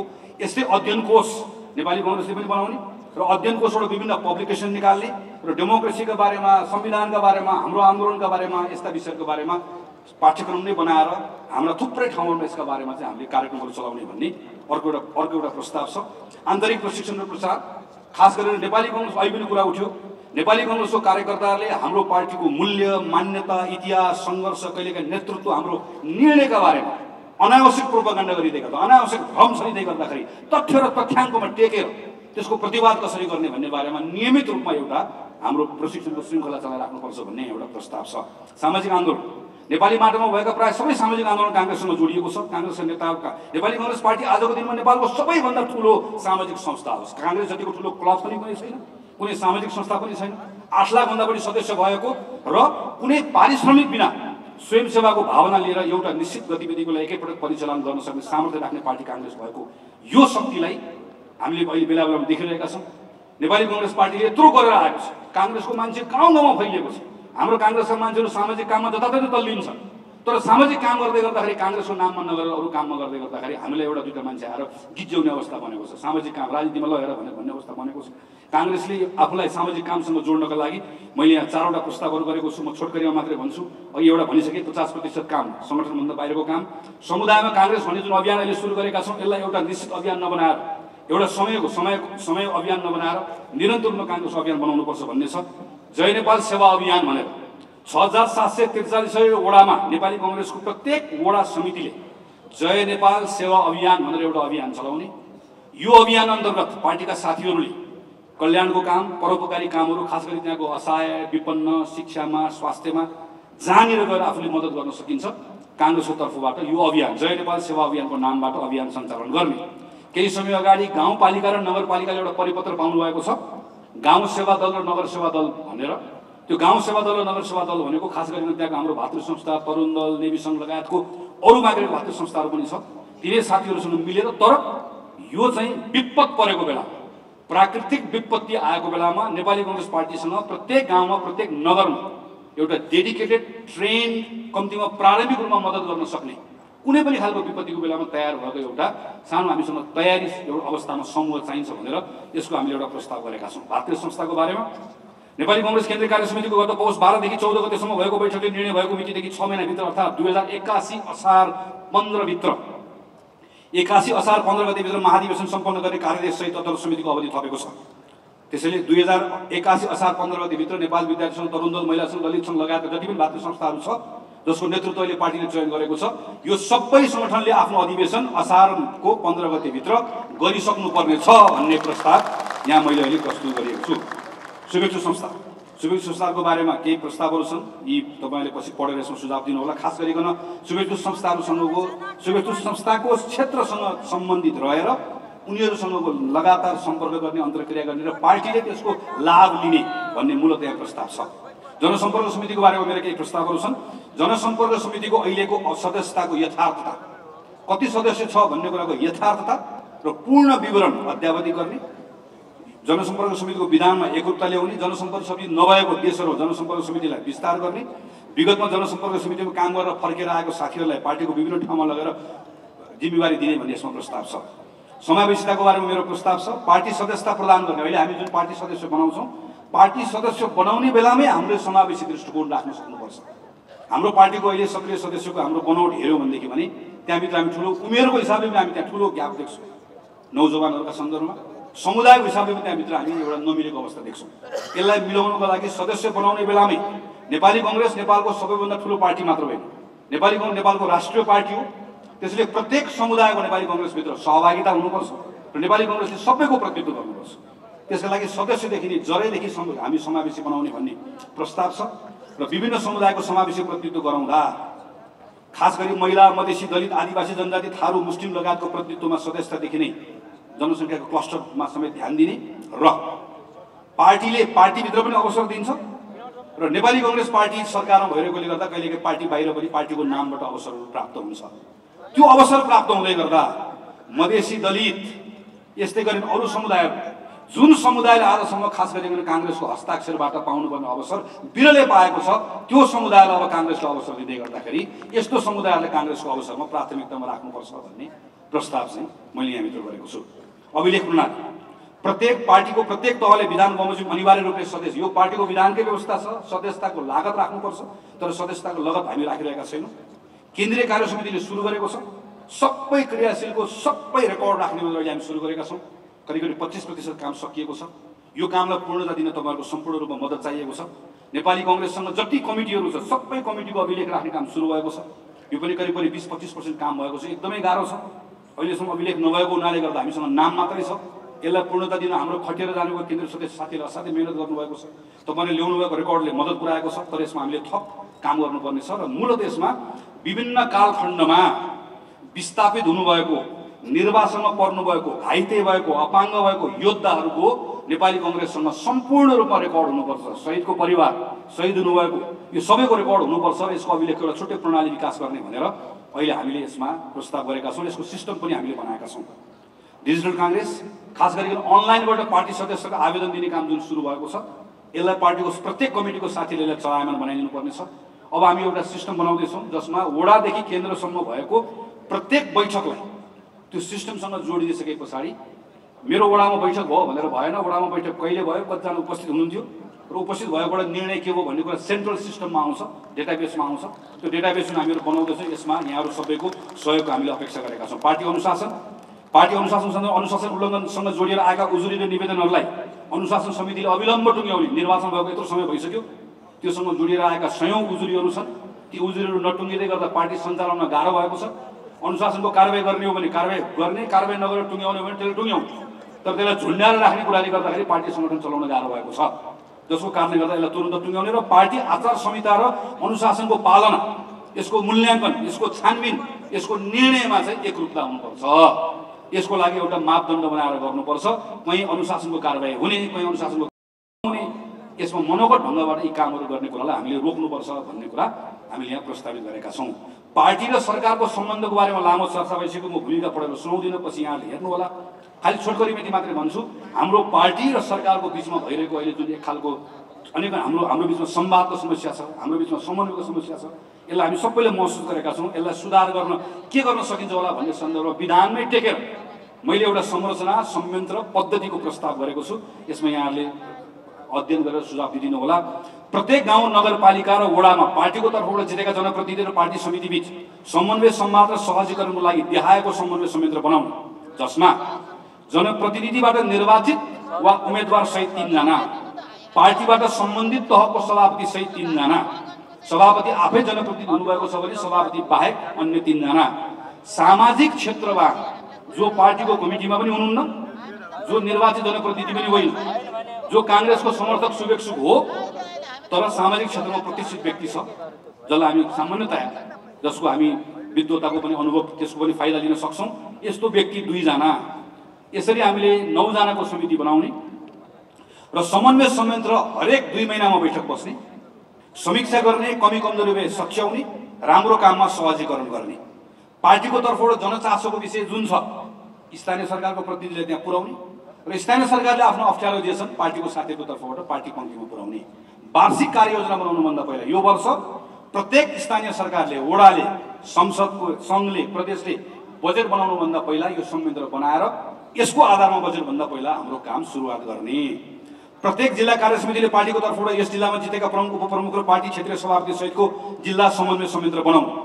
प्रदेश कार्य समितिले प्रदेश सभापति, प्रदेश सरकारमा पार्टीको तर्फबाट प्रतिनिधित्व गर्ने मन्त्री, संसदीय दलको नेता, पार्टीका सचेतक सहित पार्टी प्रदेश समिति पदाधिकारी सहित एक संवाद संयन्त्र बनाउने।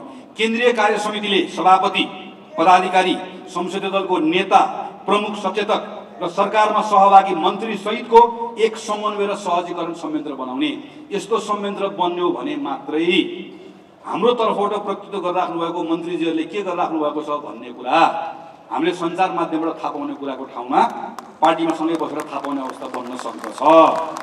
समन्वय संयन्त्रको नियमित बैठक बसी संवाद छलफल उठेका विषयहरूमा सामूहिक रूपमा दृष्टिकोण निर्माण गर्ने र पार्टीको तर्फबाट निर्वाचित जनप्रतिनिधि वा सरकारले प्रत्येक 6 महिनामा अनिवार्य रूपमा आफू निर्वाचित भएको ठाउँमा सार्वजनिक सुनवाई गरेर 6 महिनाभित्रमा आफूले गरेको कामको विवरण सार्वजनिक गर्नुपर्ने।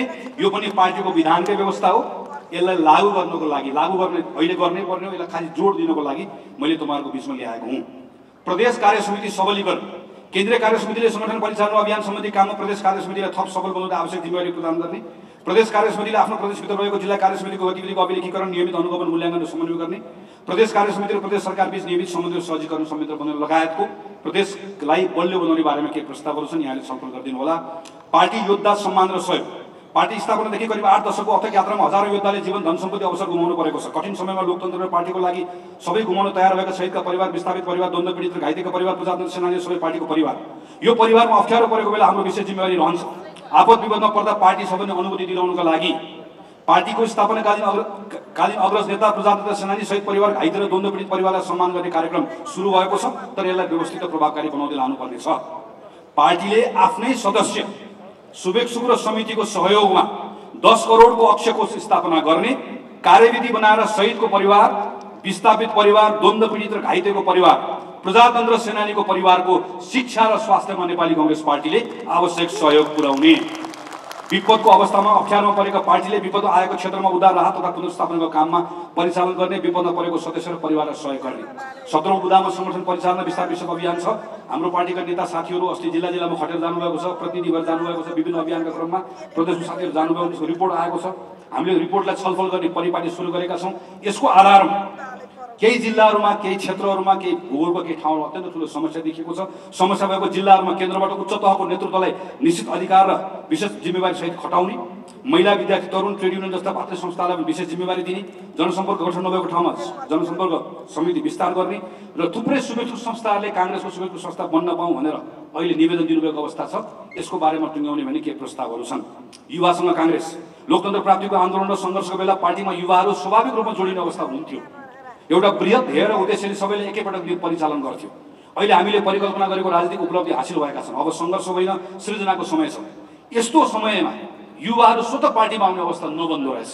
जसरी हिजो हामीहरू आयौँ, आन्दोलनको बेलामा, सङ्घर्षको बेलामा आफै आउने अवस्था बन्दो रहेछ।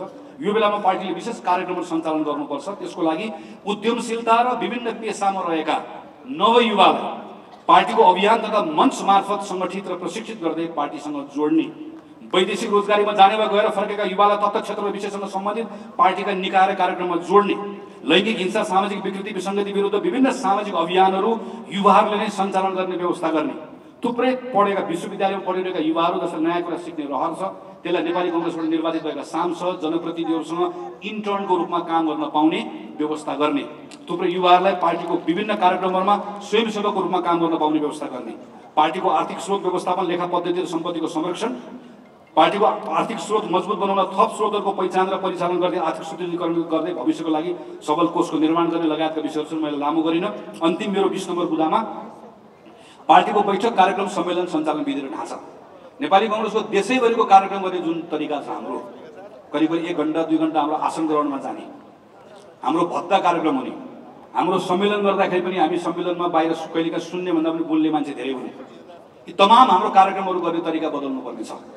यो केवल रहर गरेर मात्र हुँदैन र कार्यक्रमहरू गर्ने तरिकाहरू बदल्नको लागि मैले यहाँ प्रस्ताव गरेको छु कि केन्द्रीय कार्यालयबाटै बैठक कसरी गर्ने, सम्मेलन कसरी गर्ने, खुला सभा कसरी गर्ने, भेला कसरी गर्ने, हाम्रो कार्यक्रमलाई भद्दा कसरी नबनाउने भन्ने बारेमा हामी एउटा कार्यविधि बनाउँछौँ। त्यो कार्यविधि देशभरि पठाउँछौँ। अब काङ्ग्रेसको कार्यक्रममा एकजना मुख्य वक्ता माथि बस्नुहुन्छ, बोल्नुहुन्छ, बाँकीको सबै जनताको बिचमा बस्छौँ। यसरी छिटो छरितो गर्ने कार्यक्रमका ढाँचाहरू बनाउने भन्ने प्रस्ताव छ। यसमा थप यहाँको सुझाव चाहियो, आइडिया चाहियो। यसलाई हामी थप समृद्ध बनाएर पछि पार्टी कार्यालयको तर्फबाट यसमा मैले थप कामहरू गर्छु। आदरणीय सभापति, आदरणीय साथीहरू, मैले यहाँ 20 वटा बुदामा चर्चा गरेँ। मैले यसलाई संक्षेपमा सबै बुदा पढेको छैन, यहाँले अहिले पढिनँ यहाँ समयको कारणले गर्दा। तपाईँले पछि यसलाई पढ्नुहुन्छ, हेर्नुहुन्छ र यो 20 वटा बुदामा छलफल भइदियोस्। अहिले पनि मैले भने 20, 21 होस्, 25 होस्, घटेर 18 होस्, यसका बुलेटहरूमा नयाँ बुलेटहरू थपियोस्, तपाईँहरूको सुझाव आओस् भन्ने मैले यहाँभित्र अनुरोध गरेको छु। अब यस पछाडि मेरो अर्को एउटा विषय छ आउँदैछ। पहिले तपाईँले फरि एकैछिन ढिलो भयो पाउनुहुन्छ। यस पछाडि मैले अब अर्को एउटा छोटो विषयमा म यहाँभित्र राख्छु। पार्टी सभाजु मैले यहाँभित्र साथीहरू मैले यहाँ 20 वटा विषयहरू कुराहरू राखेँ। मेरो यस पछाडिको विषयमा तर्क छ। अहिलेसम्म मैले गरेका जति पनि विचार कुरा यहाँभित्र मैले प्रस्तावमा राखेको छु, यो तपाईँ हामीसँग सम्बन्धित छ। अर्थात् 8,66,000 पार्टीको क्रियाशील सदस्यसँग सम्बन्धित छ। त्यही 8,66,000 मध्ये हामी पार्टी सभापति पनि छौँ, यहाँ बस्नुभएको साथी पनि हुनुहुन्छ। यो पार्टी सङ्गठनभित्रसँग सम्बन्धित छ। तर नेपाली कङ्ग्रेस भनेको यो मात्र होइन। नेपाली कङ्ग्रेस भनेको योभन्दा बाहिर हामी 8 लाख यहाँ छौँ भने 30 लाख मान्छे हाम्रो पार्टीको सङ्गठन संरचनाभन्दा बाहिर छ। बोलीचालीमा हामी उसलाई डेमोक्रेट भनेर भन्ने गर्छौँ। बोलीचालीमा हामी उसलाई कहिलेकाहीँ काङ्ग्रेसी भनेर भन्ने गर्छौँ, जन्मै काङ्ग्रेस भनेर भन्ने गर्छौँ। यस्तो एउटा ठुलो पङ्क्ति छ। हामी उसलाई चिन्दैनौँ, उसले पनि हामीलाई चिन्दैन। नामले हामी चिन्दैनौँ, हाम्रो सदस्यता लिएको छैन, 4 तारे झन्डा बोकेको छैन, ऊ रुख जिन्दाबाद भनेर आउँदैन, काङ्ग्रेस जिन्दाबाद भनेर हाम्रो कार्यक्रममा आउँदैन। तर जब हामीलाई अप्ठ्यारो पर्छ, चाहे आन्दोलन होस्, सङ्घर्ष होस्, हामी सँगसँगै कुममा कुम जुधाएर आउँछ। कहिलेकाहीँ 4 वर्ष 364 दिन हाम्रो बारेमा टिप्पणी गर्छ, तर 365औं दिन घाम होस्, पानी होस्, लाइन लाग्छ र स्वस्तिक गएर ढ्याम्मो रुखमा गएर चुनाव चिन्हमा गएर भोट हाल्छ। यो 30औं लाखजना मान्छे छ जसलाई हामी डेमोक्रेट भनेर भन्छौँ। यो डेमोक्रेट भनेर भन्ने जुन पङ्क्ति छ, यसका बारेमा मैले यहाँ छोटकरीमा चर्चा गरेको छु। यो डेमोक्रेट भन्ने पङ्क्ति आजको दिनमा 62-63 को आन्दोलनको सफल बनाउन हामीलाई मद्दत गर्यो। 70 को संविधान सभामा हामीलाई पहिलो पार्टी बनायो। 74 मा सिङ्गो नेपाल कम्युनिस्ट पार्टी मिलेको बेलामा हामीलाई साथ दियो। अस्ति 74 मा त्यत्रो ठुलो हामी यो संसद विघटन गरेर त्यत्रो आतंक मचाउँदै गर्दा पनि हामीलाई साथ दियो। अहिले हामी चुनाव जितेका छौँ, हामी जताततै सरकारमा छौँ, हामीले काम पनि गरिरहेका छौँ। अब यो पङ्क्ति एकदमै खुसी हुनुपर्ने हो। तर यो पङ्क्तिमा पनि एक खालको अलमल छ, संशय छ, निराशा छ, आक्रोश छ। यो किन छ भन्ने बारेमा मैले यो प्रस्तावमा केही विश्लेषणहरू प्रस्तुत गरेको छु। यसमा थप यहाँको सुझाव आउने नै छ। नेपाली कङ्ग्रेस पार्टीका निमित्त निर्वाचन पूर्व पार्टीले विशिष्ट परिस्थितिमा गर्नु परेको गठबन्धन राजनीतिक परिस्थितिजन्य बाध्यता वा रणनीतिक विषय हो। तर समर्थक र शुभेच्छुकले भने त्यसलाई काङ्ग्रेसको वैचारिक क्षयीकरणको रूपमा बुझे र पार्टीसँग चित्त दुखाएका छन्। हामीले विशेष राजनीतिक परिघटनाले सिर्जना गरेको परिस्थितिबाट गर्नु परेको गठबन्धन नियमित राजनीतिक घटनाक्रम होइन भन्ने कुरा बुझाउनु पर्ने आवश्यकता छ। समर्थक र शुभेच्छुकहरू काङ्ग्रेसले उदार लोकतन्त्रको आधारभूत मूल्य मान्यता, विधिको शासन, वैयक्तिक स्वतन्त्रता लगायतका निर्णयमा निर्णायक अडान लियोस्। कुनै पनि अवस्थामा त्यो विषयमा सम्झौता नगरोस्। सत्ता स्वार्थको लागि त गर्दै नगरोस् भन्ने अपेक्षा राख्छ। आम लोकतन्त्रवादीको यो अपेक्षालाई सम्मान गर्दै भरोसा कायम राख्नुपर्ने चुनौती छ। भ्रष्टाचार नियन्त्रणका लागि अग्रसर भई विगतमा अख्तियार दुरुपयोग अनुसन्धान आयोग, सम्पत्ति शुद्धिकरण आयोग लगायतका महत्त्वपूर्ण निकायहरूको गठनमा नीतिगत, कानुनगत एवं संस्थागत पहल गरेको काङ्ग्रेस पार्टीले सुशासनको सन्दर्भमा अझै खरो रूपमा भ्रष्टाचार नियन्त्रण गरोस्, राज्य संस्था र संयन्त्रको संस्थागत विकासमा अग्रसरता लियोस् भन्ने यो पङ्क्तिको अपेक्षा छ। तीनैवटा तहमा को सरकार काङ्ग्रेसको सरकार छ। सेवा प्रवाहमा काङ्ग्रेसले अतिरिक्त तदारुकता देखाएर व्यतिथि विसङ्गतिको अन्त्य गर्दै सेवा प्रवाहमा जनताले गुणात्मक परिवर्तनको महसुस गर्न पाओस् भन्ने यो पङ्क्तिले अपेक्षा गरेको छ। उदार लोकतान्त्रिक प्रणालीको मर्म विपरीत राज्यको सम्पूर्ण निकायहरूको दलीयकरणबाट समग्र नेपाली समाज आजित भएको छ। विश्वविद्यालय, प्रतिष्ठान, आयोगदेखि अदालतसम्म दलीय भागवण्डाले गिजोलेर थलिएका छन्। यस्तो अवस्थामा भागवण्डा रोकेर राज्यको निकायको सबलीकरणमा काङ्ग्रेसले अग्रसरता लियोस् भन्ने हाम्रो समर्थक र शुभेच्छुकले काङ्ग्रेसबाट चाहेका छन्। पछिल्लो समय प्रोपगण्डाको राजनीतिले सिर्जना गरेको विगतमा केही पनि भएन भन्ने भाष्यले आम जनता र खास गरी समर्थक शुभेच्छुकहरूलाई समेत दिग्भ्रमित बनाएको छ। विगतमा गरेको राम्रो कामहरूको सही ढङ्गले सम्प्रेषण गर्न नसक्दा आजसम्म केही पनि भएन, इतिहासका सङ्घर्ष उपलब्धिहरू सबै निरर्थक हुन् भन्ने नितान्त गलत भाष्य निर्माण गर्न खोजिएको छ। हुँदाहुँदै कतै यो परिवर्तन गरेर हामीले गल्ती नै पो गऱ्यौँ कि भनेर यदाकदा पार्टीभित्रकै सानो तबकाले देखाउने दुविधा र लघुतावास समेत यस्तै प्रोपगण्डालाई थप मलजल पुर्याएको छ। आदरणीय सभापति र साथीहरू, यो जुन पङ्क्ति छ, यो पङ्क्तिले हाम्रो कार्यक्रम, हाम्रो भेला, सम्मेलन, हाम्रो बैठक, यो कुनै कुराबाट यसले हाम्रो बारेमा धारणा बनाउँदैन। 48 सालमा नेपाली काङ्ग्रेसले नेपालको इतिहासमा सबैभन्दा बढी मत पाएको, बिपी कोइरालाको नेतृत्वमा रहेको काङ्ग्रेस 2015 सालमा पाएको भन्दा बढी मत 48 सालमा पाएको। 48 सालमा काङ्ग्रेसले मत पाउने गर्दा काङ्ग्रेसको क्रियाशील सङ्ख्या 8 लाख थिएन, केही हजार थियो। जुन जिल्लामा अहिले लाखको क्रियाशील कुरा गर्छु केही हजार थियो। नेपाल विद्यार्थी सङ्घ बाहेक सायद कुनै भातृ संस्था थिएन। कतिपय जिल्लामा पार्टीको कार्यालय थिएन, कोष थिएन। अहिले हामी जुन सङ्गठन भन्छौँ के पनि थिएन, तर पार्टीसँग नेता थियो, नेतृत्व थियो, पार्टीसँग विचार थियो, इतिहास थियो, पार्टीसँग कार्यक्रम थियो, भरोसा थियो, विश्वास थियो। त्यो बेला नेपाली काङ्ग्रेसले सबभन्दा बढी मत प्राप्त गरेको हो। यो डेमोक्रेट बन्यो। यो चित्त दुखाएको छ। यो काङ्ग्रेसको समर्थकले चित्त दुखाएको छ मैले भने। तर चित्त दुखाएको छ भनेर मात्र हुँदैन। चित्त दुखाएको उनको चित्तलाई हामीले बुझाउनु पर्ने छ। मन हामीले जोड्नु पर्ने छ। मञ्चमा बस्नेले, तल बस्ने हामीले मिलेर गर्नुपर्ने छ। हाम्रो परिवारले गर्नुपर्ने छ, काङ्ग्रेसले गर्नुपर्ने छ। काङ्ग्रेसका समर्थकहरूलाई घरसँग फेरि ल्याएर जोड्नुपर्ने छ। यो कसरी जोड्न सकिन्छ होला भन्ने बारेमा मैले 5 वटा बुदामा प्रस्तुत गरेको छु र यसलाई मैले भनेको छु नेपाली काङ्ग्रेसले यो विषयमा विशेष सङ्कल्प गर्नुपर्छ। एउटा निश्चित साझा नीति तथा कार्यक्रम बनाएर सरकार सञ्चालनका लागि अन्य दलसँग तालमेल गर्ने कुरा चुनाव पछाडि स्वाभाविक हुन सक्छ। तर निर्वाचन पूर्वको गठबन्धन लोकतन्त्रमा नियमित राजनीतिक अवस्था नभएर एउटा बाध्यात्मक परिस्थितिको उपज थियो भन्ने कुरालाई मनन गर्दै मेरो प्रस्ताव छ, नेपाली काङ्ग्रेस यस महासमिति बैठकबाट पार्टीका तमाम सदस्यहरू, शुभेच्छुक तथा समर्थक र आम नागरिकलाई पूर्ण विश्वास दिलाउँदै दृढ सङ्कल्प गर्दछ कि हामी अब भविष्यमा हुने आवाधिक निर्वाचनहरू आफ्नै ताकतमा एक्लै लड्नेछौँ र हाम्रो मतदातालाई नेपाली काङ्ग्रेसको चुनाव चिन्ह रुखमा नै मत हाल्न पाउने अवस्था सुनिश्चित गर्नेछौँ। हाम्रो आफ्नै सङ्गठनलाई थप ऊर्जाशील बनाउँदै आम जनताको मत र विश्वास बढाएर नेपाली काङ्ग्रेसले एक्लै बहुमत ल्याउन सक्ने पार्टीको रूपमा पुनर्स्थापित हुनेछौँ। आदर्शको लागि जीवन पर्यन्त कठोर सङ्घर्ष गरेका, प्राण आहुति दिएका अथक योद्धाहरूले जन्माएको पार्टी नेपाली काङ्ग्रेसले कुनै पनि निर्णय गर्दा तिनी अग्रजहरूको बलिदानलाई स्मरण गर्दै तत्काल कुनै अप्ठ्यारो र चुनौती आए पनि वा पार्टीले क्षति नै बेहोर्नु परे पनि लोकतान्त्रिक मूल्य मान्यता, राष्ट्रियता, राष्ट्रिय स्वाभिमान र विधिको शासन लगायतका आधारभूत मान्यतामा कहिले पनि सम्झौता गर्ने छैन। नागरिकको जीवनमा सकारात्मक परिवर्तन ल्याउन ससानो कामले देशलाई समुन्नतितर्फ लैजान्छ नै। नेपाली काङ्ग्रेस जनमुखी परिचय पनि स्वतः स्थापित गर्छ भन्नेमा काङ्ग्रेसलाई गहिरो विश्वास छ। त्यसैले सङ्घ र प्रदेशहरूमा सरकार साझेदारी र 332 स्थानीय तहको सरकारको नेतृत्व गरेको नेपाली काङ्ग्रेसले सेवा प्रवाहलाई चुस्त बनाउँदै शिक्षा, स्वास्थ्य, कृषि, रोजगारी, उद्यममा सुधार र सकारात्मक भविष्यको अनुभूति नागरिकलाई कसरी गराउने भन्ने विषयमा हामी गम्भीरतापूर्वक प्राथमिकता लिनेछौँ। संसदभित्रको हाम्रो भूमिकालाई पनि त्यही अनुसार सुदृढ र प्रभावकारी बनाउनेछौँ। पार्टीले भ्रष्टाचारमा, महिलामाथि हुने हिंसा, सामाजिक विभेद, छुवाछुत लगायतमा शून्य सहनशीलताको नीति अङ्गीकार गर्नेछ। अपराधमा संलग्न दोषी छ भने जस्तोसुकै शक्तिशाली र प्रभावशालीले पनि उन्मुक्ति पाउनु हुँदैन।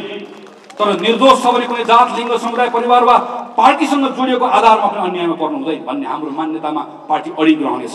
अख्तियारको दुरुपयोग, भ्रष्टाचार, आर्थिक अनियमितता, सार्वजनिक पदको दुरुपयोग जस्ता विगतमा भएका अन्य मुद्दाहरू, अनेकन मुद्दाहरू र नीतिगत भ्रष्टाचारको पनि निष्पक्ष अनुसन्धान र छानबिन गरी दोषीलाई कारबाही गरेर सुशासन कायम गर्न दृढतापूर्वक नेपाली कांग्रेसले नेतृत्व गर्नेछ। सुशासन र सेवा प्रभावमा नेपाली कांग्रेसले अग्रसरता लिनेछ। राज्यका संस्थाहरूमा दलीयकरण होइन, संस्थाहरूको सबलीकरण पार्टीको प्राथमिकता हुनेछ। यो सन्दर्भमा आवश्यक कानुन र संरचनाको विकास गर्ने लगायतका साझा विषयमा अन्य दलसँग समेत हामीले अग्रसरता लिनेछौँ। आदरणीय साथीहरू, त्यसैले भ्रष्टाचार विरुद्धको अभियान कांग्रेसले नेतृत्व गर्ने, नागरिकको जीवनमा परिवर्तन ल्याउनको लागि सेवा प्रवाहलाई उच्च स्तरमा पुर्याउने, हामी जस्तोसुकै अवस्था आओस्, सत्ता बाहिर जानु परोस्, तर आधारभूत मूल्यमा सम्झौता नगर्ने र योभन्दा अगाडि हुने अब भविष्यमा हुने प्रत्येक आवधिक निर्वाचनमा एक्लै चुनाव लड्ने र रुखमा मात्रै भोट हाल्ने यति प्रतिबद्धता हामीले गर्न सक्यौँ भने ती लाखौं पार्टीका समर्थकहरू शुभेच्छुकहरू जसले पार्टी कांग्रेस सरकारमा होस् नहोस् हामी को बस्छौँ बस्दैनौँ कहिले चिन्ता नगरिकन हामीलाई समर्थन गरेका छन् ती 30 लाख मान्छे जो हाम्रा समर्थकहरू ती दृढ भएर हामीहरूसँग उभिन्छन् भन्ने विश्वासको साथ यो प्रस्ताव मैले यहाँहरूको बिचमा प्रस्तुत गरेको छु।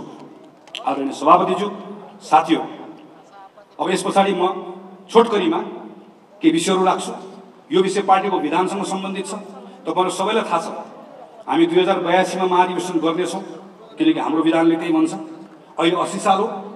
82 को महाधिवेशन भन्दा पहिला हामी अर्को महासमिति गर्नेछौँ र त्यो महासमितिले विधान संशोधन गर्नेछ र त्यो संशोधित विधानका आधारमा हामीहरू अधिवेशनमा जानेछौँ। त्यसैले यो अधिवेशन महासमिति सकिएपछि केन्द्रीय कार्य समितिले एउटा विधान संशोधन समिति मस्यौदा समिति संशोधन समिति बनाउनेछ र विधान संशोधन मस्यौदा समिति जुन छ यो देशैभरि जानेछ, तपाईहरुसँग कुराकानी गर्नेछ, त्यसबाट प्रस्ताव ल्याउनेछ र तपाईहरुले यसैगरी हलबाट त्यो विधानलाई पारित गर्नुहुनेछ। त्यसैले यो पटक हामी त्यो विधानको विषयमा धेरै छलफल गर्दैनौँ, किनभने विधानको विषयमा धेरै छलफल गर्न थाल्यो भने अहिले सुधार गर्ने कार्यहरू छायामा पर्छ र त्यो विषयले ढाकछोप गर्छ। तर विधानको विषयमा प्रवेश पनि गर्नुपर्नेछ, किन हाम्रो वरिपरि छलफल चलिरहेको छ। त्यसले हाम्रो वरिपरि छलफल चलिरहेका विषयहरू के होलान् तपाईहरुको बिचमा सुनेको, तपाईहरुसँग भेट्दा तपाईले राख्नुभएको लेखेको पढेको यिनै आधारमा मैले केही कुराहरू टिप्पणी गरेको छु। म यहाँलाई पढेर सुनाउँछु र म के अपेक्षा गर्छु भने यो विषयको बारेमा अहिलेको यो बेलामा तपाईहरुले लिने केही कुरा थपिएला पके पनि, तर अहिले यसलाई छलफलको मूल विषय नबनाइकन हामी विधान मस्यौदा समितिहरू गर्छौँ भन्ने कुरा यहाँहरूले बुझ्दिनुको लागि म आग्रह गर्छु। किनकि छलफल हुँदै गर्दा थुप्रै विषय यसरी उठ्ने रहेछन् कि यो विषय यसरी परिमार्जन भइदियोस् भन्ने कुरा विधानसँग जोडिएको छ। यो पटक विधान संशोधन हुँदैन, तर अर्को पटक विधान संशोधन गर्नुपर्ने भएकोले यो विषयहरू छन्। यो विषयको सन्दर्भमा 20 वटा बुदामा छ, छोटकरीमा राख्छु। पहिलो, सदस्यता। हालसम्म पार्टीमा सदस्य र पार्टी सदस्य, जसलाई पहिला हामी साधारण सदस्य भन्थ्यौँ, अहिले हामीले साधारण सदस्य भन्दैनौँ, पार्टी सदस्य भन्छौँ। पार्टी सदस्य र क्रियाशील सदस्य गरी दुई खालको सदस्यता प्रणालीको अभ्यास छ। अब यही व्यवस्था कायम राख्ने वा पार्टीमा एउटा खालको मात्रै सदस्यताको अभ्यास गर्ने, सदस्यता प्राप्ति प्रक्रियालाई थप सहज र फराकिलो बनाउने। 2, नेतृत्व चयन प्रक्रिया। अहिले हाम्रो पार्टीको विधानले वडादेखि केन्द्रसम्म तहगत रूपमा प्रतिनिधिहरू छनौट गर्दै नेतृत्व चयनको विधि गरेर हामीहरू सबै छानिएर आएका छौँ। अहिले जे छ यसलाई कायम राख्ने वा वडादेखि जिल्ला तहसम्म जुन तहको लागि नेतृत्व छनौट गर्ने हो त्यही तहको क्रियाशील सदस्यहरूको प्रत्यक्ष निर्वाचनबाट सो तहको नेतृत्व र महाधिवेशन प्रतिनिधि चयन गर्ने वा अन्य विकल्पमा जाने। अहिले हामी सभापति सहित बहुपदहरूको निर्वाचन गर्छौँ। हरेक तहको कार्य समितिको निर्वाचन गर्दा अहिले जस्तै सभापति सहित बहुपद निर्वाचन गर्ने वा अहिले जस्तो बहुपद निर्वाचन गरेर केही मनोनित गर्छौँ, मनोनितलाई पुरै हटाएर 100% निर्वाचन गर्ने वा सभापति र सदस्य मात्र निर्वाचित गर्ने वा सभापति मात्र निर्वाचित गरेर निर्वाचित भएको सभापतिलाई 4 वर्ष चलाउन दिने। यो 3-4 वटा विकल्पहरू छन् छलफल गर्ने विकल्पहरू। दोस्ती 3, अहिलेको जस्तो नेपाली कांग्रेसका केही सदस्यहरू स्वतः प्रतिनिधि हुने व्यवस्थालाई निरन्तरता दिने वा केन्द्रीय सभापतिदेखि हरेक तहमा विभिन्न जिम्मेवारी रहेका प्रत्येक नेपाली कांग्रेसको सदस्य अनिवार्य रूपमा तल्लो तहबाट निर्वाचित भएर आउन पर्ने व्यवस्था गर्ने। 3, समावेशिता।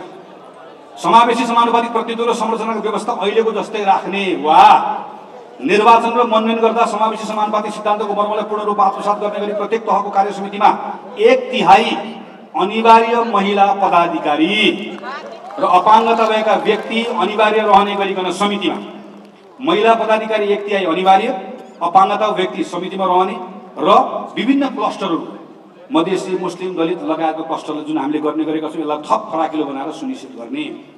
मधेसी दलित समुदाय मधेसी दलित समुदाय जुन अहिले छुट्ने गरेको छ, मधेसी दलित समुदाय जस्तो छुटिरहेको समूहको छुट्टै क्लस्टर बनाएर पहुँच सुनिश्चित गर्ने वा अहिले जे भइरहेको छ यसलाई निरन्तरता दिने। पार्टीभित्र समावेशी समानुपातिको प्रतिनिधित्व भए जस्तै पार्टीबाट उम्मेदवार बनाउँदा, क्षेत्रमा उम्मेदवार बनाउँदाखेरि अहिले जे छ त्यसलाई कायम राख्ने वा यसरी बनाउँदै गर्दाखेरि पनि महिला लगायतको प्रतिनिधित्वलाई सुनिश्चित गर्ने भनेर पार्टीको विधानमा व्यवस्था गर्ने। 4 कार्यसमितिको संरचनाको व्यवस्था। गाउँ नगरदेखि केन्द्रसम्मको सबै तहको कार्यसमितिको अहिलेको संरचनालाई यथावत राख्ने जुन ठूलो छ, वा पार्टीका तहगत समिति व्यवहारिक र कार्यमूलक बनाउने सबै तहको समितिको आकारलाई सानो, छरितो र प्रभावकारी बनाउने र समितिभित्रै संविधानको मर्म अनुरूप समावेशी समानुपातिक प्रतिनिधित्वको सुनिश्चितता गर्ने। 5 उम्मेदवार छनौट प्रक्रिया। पार्टीको अहिलेको अभ्यास के छ? पार्टीको विधानले तल्लो तहको कार्यसमितिहरूबाट प्राथमिक सिफारिस रायसहित निर्णय गर्ने तहमा पुर्याउने अनि निर्णय गर्ने तहले विधानले तोके बमोजिम समिति बनाएर उम्मेदवार चयन गर्ने चलन छ। अहिले जे छ जसरी हामी टिकट बाँड्छौँ यसलाई निरन्तरता दिने वा सम्बन्धित तह र क्षेत्रको क्रियाशील सदस्यको प्रत्यक्ष मतदान प्राइमेरी इलेक्सनबाट उम्मेदवार छनौट गर्ने। संसदीय उम्मेदवारको सन्दर्भमा मैले यो वडा र नगरको भने संसदीय उम्मेदवारको सन्दर्भमा तल्लो तहबाट प्रारम्भिक सिफारिस रायसहित माथि पठाउने, 3 जना भनेको ठाउँमा 10 जना 15 जना 20 जना पठाउने, माथि बोर्ड बस्ने, बोर्डले जसलाई चाहे त्यसलाई गर्ने अहिलेसम्मको अभ्यास छ। यो अभ्यास राख्ने वा संसदीय उम्मेदवारको हकमा पनि सम्बन्धित क्षेत्रको पार्टीको क्रियाशील सदस्यहरूले प्राइमेरी इलेक्सनबाट को सांसद बन्ने भन्ने कुराको छनौट गर्ने, अथवा सम्बन्धित संसदीय क्षेत्रबाट समावेशी सबै कुरा मिलाउनु पर्ने भएकोले 1 जना छनौट नगरेर बढीमा महिला सहित अनिवार्य रूपमा 3 जना छनौट गर्ने। त्यो 3 जना भन्दा 4 जना छनौट गर्न नपाउने, माथिल्लो कुनै पनि तहले थप्न नपाउने, त्यो 3 जना मध्येबाट निर्णय गर्नुपर्ने। वा यो के पनि नगरिकन, यसरी गर्दाखेरि यो के पनि नगरिकन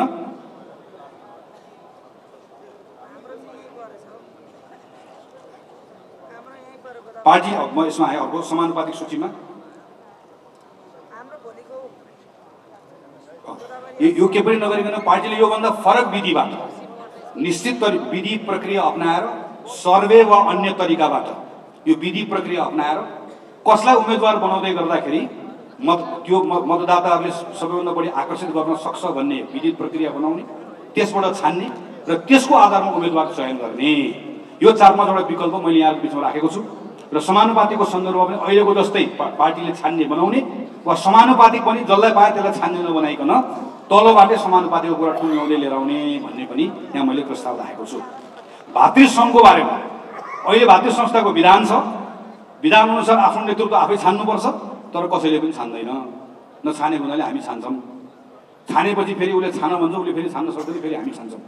यो कुरालाई निरन्तरता दिने वा भातृ संस्थालाई अहिले यसको ठाउँमा राजनीतिक कुरामा पार्टीले निर्देशन दिने तर सांगठनिक कुरामा पूर्ण स्वायत्तता दिएर, जसरी हाम्रो शुभेच्छु संस्थाहरूले समयमा आफ्नो अधिवेशन गरेको छ, ट्रेड युनियनले गरेको छ, शिक्षकले गरेको छ, अरूले गर्न सक्ने हाम्रो भातृ संस्थाले गर्न नसक्ने जुन परिपाटी छ यसलाई कसरी बदल्ने भन्ने हाम्रो यहाँभित्र प्रस्ताव छ।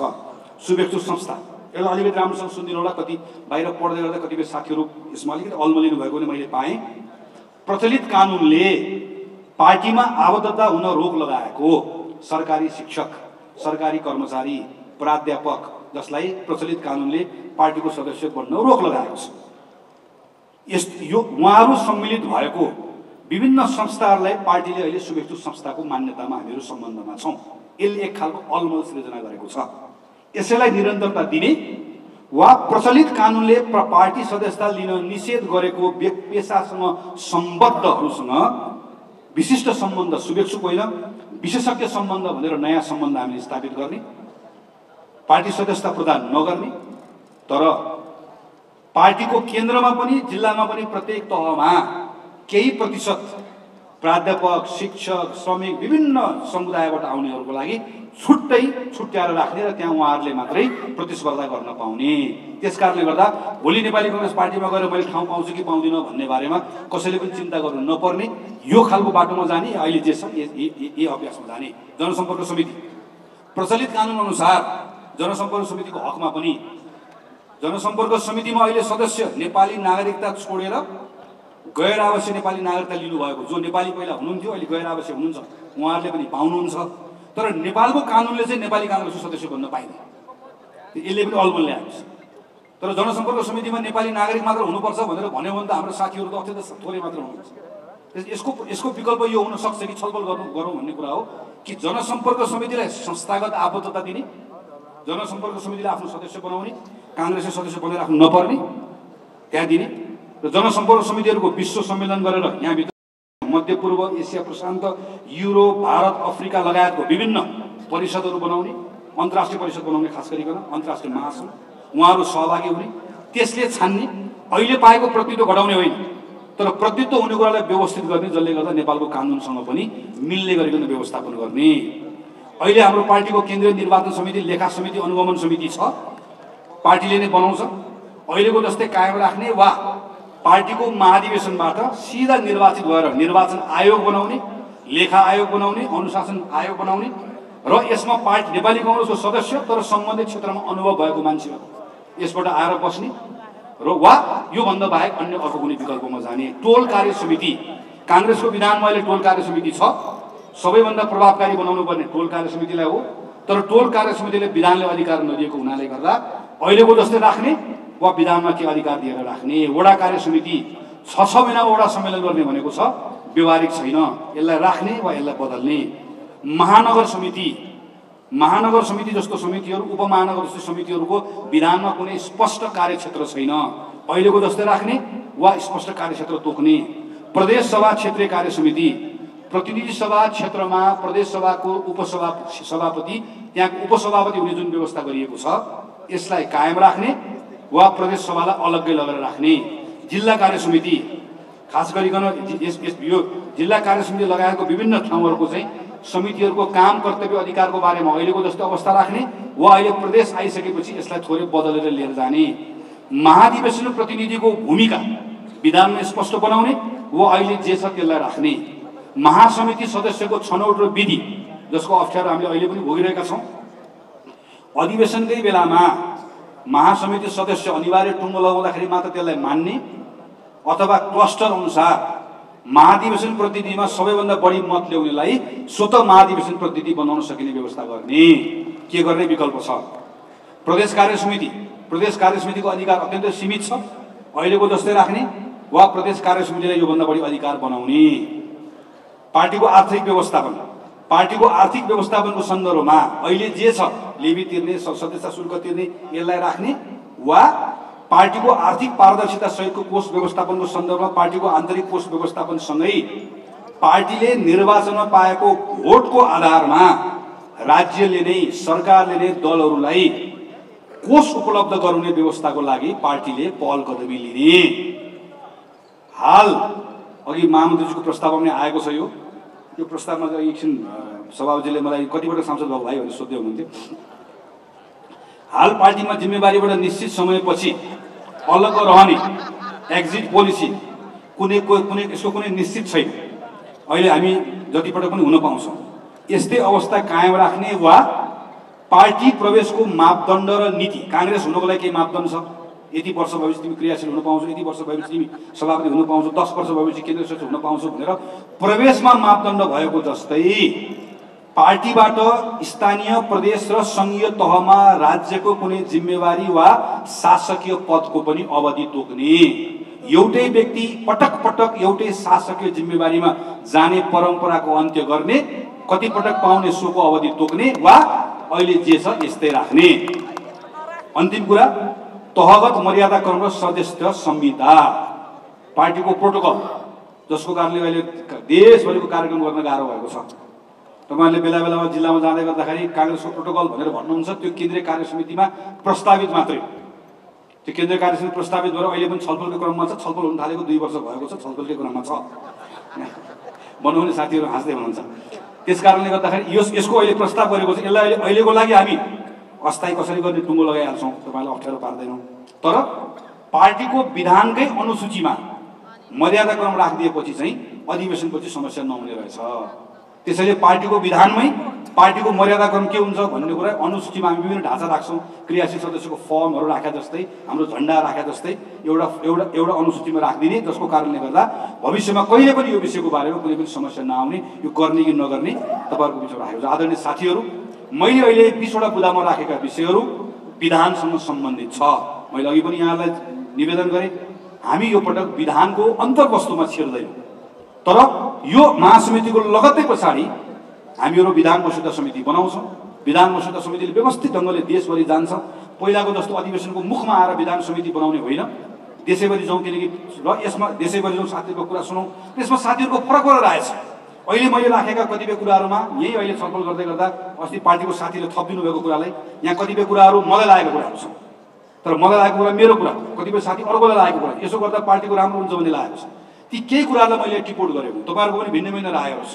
यो भिन्न भिन्न रायहरूमध्ये पार्टीको आजको दिनको हाम्रो अवस्था, हाम्रो अवस्थिति, हाम्रो सन्दर्भ, हाम्रा चुनौतीहरू सबैलाई हेरेर एउटा उपयुक्त निष्कर्षमा हामीहरू पुग्नेछौँ भन्ने विश्वासको साथमा मैले यो प्रस्तुत गरेको छु। अन्त्यमा आदरणीय सभापतिज्यू, महासमिति सदस्य साथीहरू, करिब 8 दशक अघि हाम्रो अग्रजले परिकल्पना गरेको संविधान सभाबाट संविधान बनाउने सपना साकार भएर आज हामीसँग नेपाली कांग्रेसको नेतृत्वमा बनेको संघीय लोकतान्त्रिक गणतन्त्रको संविधान छ। यो व्यवस्था ल्याउनको लागि जसरी जनताले नेपाली कांग्रेसलाई स्नेह साथ दिएका छन्, त्यसरी नै यो व्यवस्थाबाट देशको अवस्था बदल्न सक्छौँ भन्ने विश्वासको साथ त्यसको जिम्मा हामीलाई नै सुम्पेका छन्। बीपी कोइरालाले भन्नुभए चाहिँ हामीलाई इतिहासको हतियार बन्ने सौभाग्य प्राप्त भएकोमा गर्व छ भने यही तथ्यबाट उत्पन्न भएको जिम्मेवारीबाट हामी कसरी मुक्त हुन सक्छौँ? हामीलाई कुनै किसिमको विश्रामको सुख प्राप्त छैन। इतिहास साक्षी छ, नेपाली कांग्रेस पार्टीले नेपाली जनताले सुम्पेको हरेक युगान्तकारी र चुनौतीपूर्ण अभिभारा इमानदारीतापूर्वक र निष्ठापूर्वक निर्वाह गर्दै आएको छ। आज नेपाली कांग्रेस पार्टीकै काँधमा समुन्नतिको युगको समेत नेतृत्व गर्नुपर्ने अभिभारा छ। हामीले बनाएको संविधानको आदर्शमा उभिएर समुन्नति, स्वतन्त्रता र समतालाई प्रवर्धन गर्ने मार्गचित्र देखाएर आम नागरिकको हृदयमा नौलो जागरण र भरोसाको किरण छर्नुपर्नेछ। विगतमा जस्तोसुकै कठिन घडीमा पनि पार्टी नेतृत्वले जसरी कार्यकर्तालाई जागृत बनाएको छ र आम जनतालाई भरोसा दिएको छ, त्यसरी नै यो महासमितिबाट सन्देश दिनुपर्ने छ, हामी सक्छौँ। समयले हामी प्रत्येक सदस्यबाट फेरि त्यही निष्ठा, उच्च नैतिक आदर्श र समर्पण खोजेको छ जुन हाम्रा अग्रजले कहिले कमजोर हुन दिएन। यसको लागि पार्टीलाई चलायमान बनाउनु पर्नेछ, सङ्गठनभित्र प्रत्येक सदस्यलाई ऊर्जा र न्यायको अनुभूति दिलाउनु पर्नेछ, समर्थक र शुभेच्छुको स्नेहभाव कायम राख्नुपर्नेछ र हामी गर्छौँ। थुप्रै द्वन्द्व, हिंसा र निरङ्कुश सत्तालाई झेलेर उदाएको संघीय लोकतान्त्रिक गणतन्त्र नेपाललाई फेरि यही बेला अर्को सङ्कटको भूमरीमा फसाएर राजनीतिक अभिष्ट पूरा गर्न चाहने पश्चगामी शक्ति र पपुलिस्ट प्रवृत्तिले पनि फडा उठाउन खोज्दै गरेको देखिन्छ। मुलुकलाई पुनः पछाडि धकेल्न चाहने सबै शक्ति र प्रवृत्तिलाई पराजित गर्न पनि नेपाली कांग्रेस पार्टीभित्र र बाहिर दुवैतिर उही पुरानै उत्साह र ऊर्जा चाहिएको छ। देशको सबैभन्दा पुरानो र ऐतिहासिक महत्त्वका क्षणमा हरदम नेतृत्व लिँदै आएको पार्टी भएका कारण यहाँ भएका परिवर्तन र यसबाट जनताको जीवनस्तरमा पर्ने प्रभावप्रति कांग्रेसको ठुलो जिम्मेवारी छ।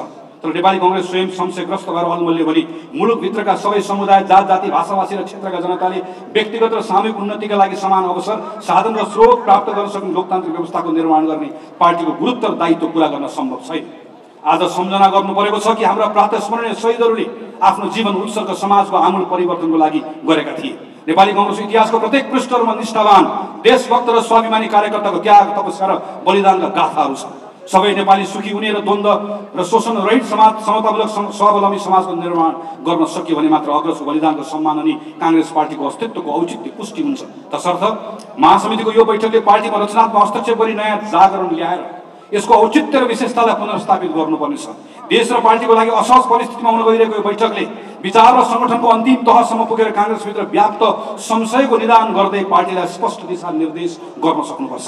पार्टीभित्र र बाहिरका आम कांग्रेसहरूमा देखिएको उदासीनताको बादललाई हटाउँदै समुन्नत नेपाल निर्माणको अभियानमा एकजुट भएर अघि बढ्न आज हामीले प्रण गर्नु परेको छ।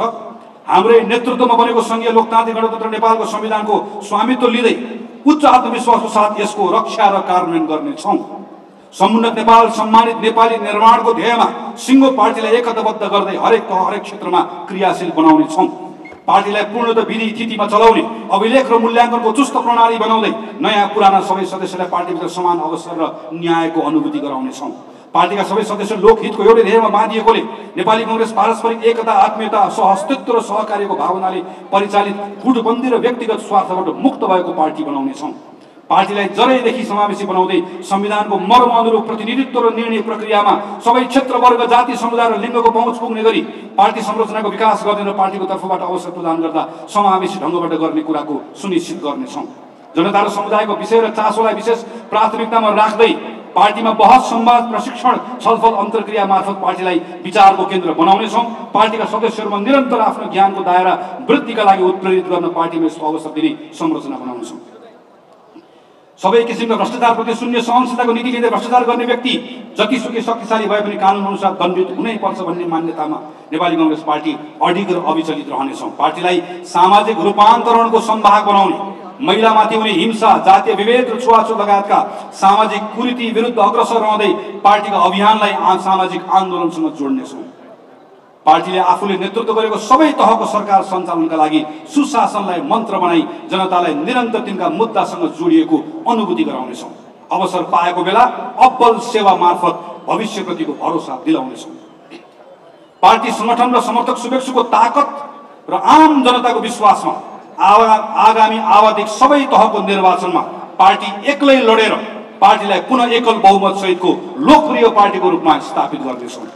तमाम लोकतन्त्रमा आस्थावानहरूको एकमात्र विश्वासिलो र आम जनताको भरपर्दो पार्टी बनाउनेछौँ। त्यसैले आदरणीय सभापतिज्यू, आदरणीय महासमिति सदस्य साथीहरू, नेपाली कांग्रेसलाई यति गरेर 2006 सालको जस्तो क्रान्ति चेत, 2015 सालको जस्तो प्रगतिशील र समावेशी सोच, 2048 सालको जस्तो लोकप्रिय मत, 2062-63 को जस्तो सर्वस्वीकार्य नेतृत्व भएको हाम्रो गौरवशाली विगत तथा अग्रजहरूको बलिदान, अकल्पनीय सङ्घर्ष, त्याग र परिश्रमबाट प्रेरणा लिँदै आजको समयको चेत बुझेर नवीन पुस्ताले विश्वास र भरोसा गर्न सक्ने सुनौलो भविष्यतिर उन्मुख स्पष्ट ध्येय भएको व्यवस्थापनमा अब्बल, गतिशील र आधुनिक सङ्गठन बनाउनेछौँ। आदरणीय सभापतिज्यू, महासमिति सदस्य साथीहरू, मैले 36 पृष्ठको मेरो प्रस्तावलाई छोटकरी अलि संक्षेप बनाएर तपाईँहरूको बिचमा प्रस्तुत गरेँ। केही साथीहरूले अझै पाउनुभएको छैन भने जाने बेलामा लिएर जानमा आग्रह गर्छु। पाउनुहुन्छ। यस पछाडि अरू केही यहाँ अरू कुराहरू छन्। अहिले पार्टीको मुख्य सचिवले राख्नुहुन्छ। म यहाँलाई फेरि धन्यवाद दिन चाहन्छु र म फेरि अन्तिम एकछिन आग्रह गर्न चाहन्छु। खास गरिकन अरू विषयहरू भनेका राजनीतिक विषयहरू छन्। मुख्यतः यो साङ्गठनिक प्रतिवेदन भएको हुनाले गर्दा हाम्रो सङ्गठनको ताकत कहाँ छ, कमजोरी कहाँ छ भनेर मैले विश्लेषण गरेँ। तर महामन्त्रीको रूपमा साङ्गठनिक यो प्रस्ताव मैले प्रस्तुत गरिनहँदा मैले यहाँहरूबाट अपेक्षा गरेको सबभन्दा बढी कुरा भनेको अरू मागेको राष्ट्रिय राजनीतिका अरू विषयमा प्रवेश गरिनँ, किनकि मेरो कार्यशैली यो थिएन। मैले त्यसमा आफ्नो दृष्टिकोणहरू अरू मञ्चमा राख्नुला, यहाँहरूसँग बसौँला, छलफल गरौँला, देशका बारेमा, सरकारका बारेमा, अरू विषयका बारेमा, सङ्गठनको 20वटा बुदा जुन खास गरिकन तपाईँ हाम्रो पार्टी जीवनसँग जोडिएका छन्। मैले प्रशिक्षणको कुरा राखेँ, मैले सदस्यताको कुरा राखेँ, अभियानको कुराहरू राखेँ। यो विषयमा यहाँहरूको छलफल केन्द्रित भएर यसमा मैले ठोस सुझाव प्राप्त गर्छु भन्ने अपेक्षा राखेको छु। मेरो कुराहरू सुनिदिनु भयो, यहाँहरूप्रति आभार प्रकट गर्न चाहन्छु। आदरणीय पार्टी सभापति लगायत पार्टीका नेता साथीहरू, पार्टी केन्द्र समितिका साथीहरू, जसले मैले केन्द्र समितिको प्रस्ताव प्रस्तुत गरेको प्रस्तावमा थुप्रै सुझावहरू दिनुभएको छ, यसलाई थप समृद्ध बनाउनु भएको छ। खास गरिकन सभापति लगायत नेताहरूप्रति र अरू साथीहरूप्रति हार्दिक आभार प्रकट गर्दै महासमितिका सदस्य साथीहरूले ध्यानपूर्वक मेरो प्रस्तावलाई सुनिदिनु भएकोमा हार्दिक आभार प्रकट गर्दै मेरो कुरा टुङ्ग्याउँछु। धन्यवाद, नमस्कार, जय नेपाल।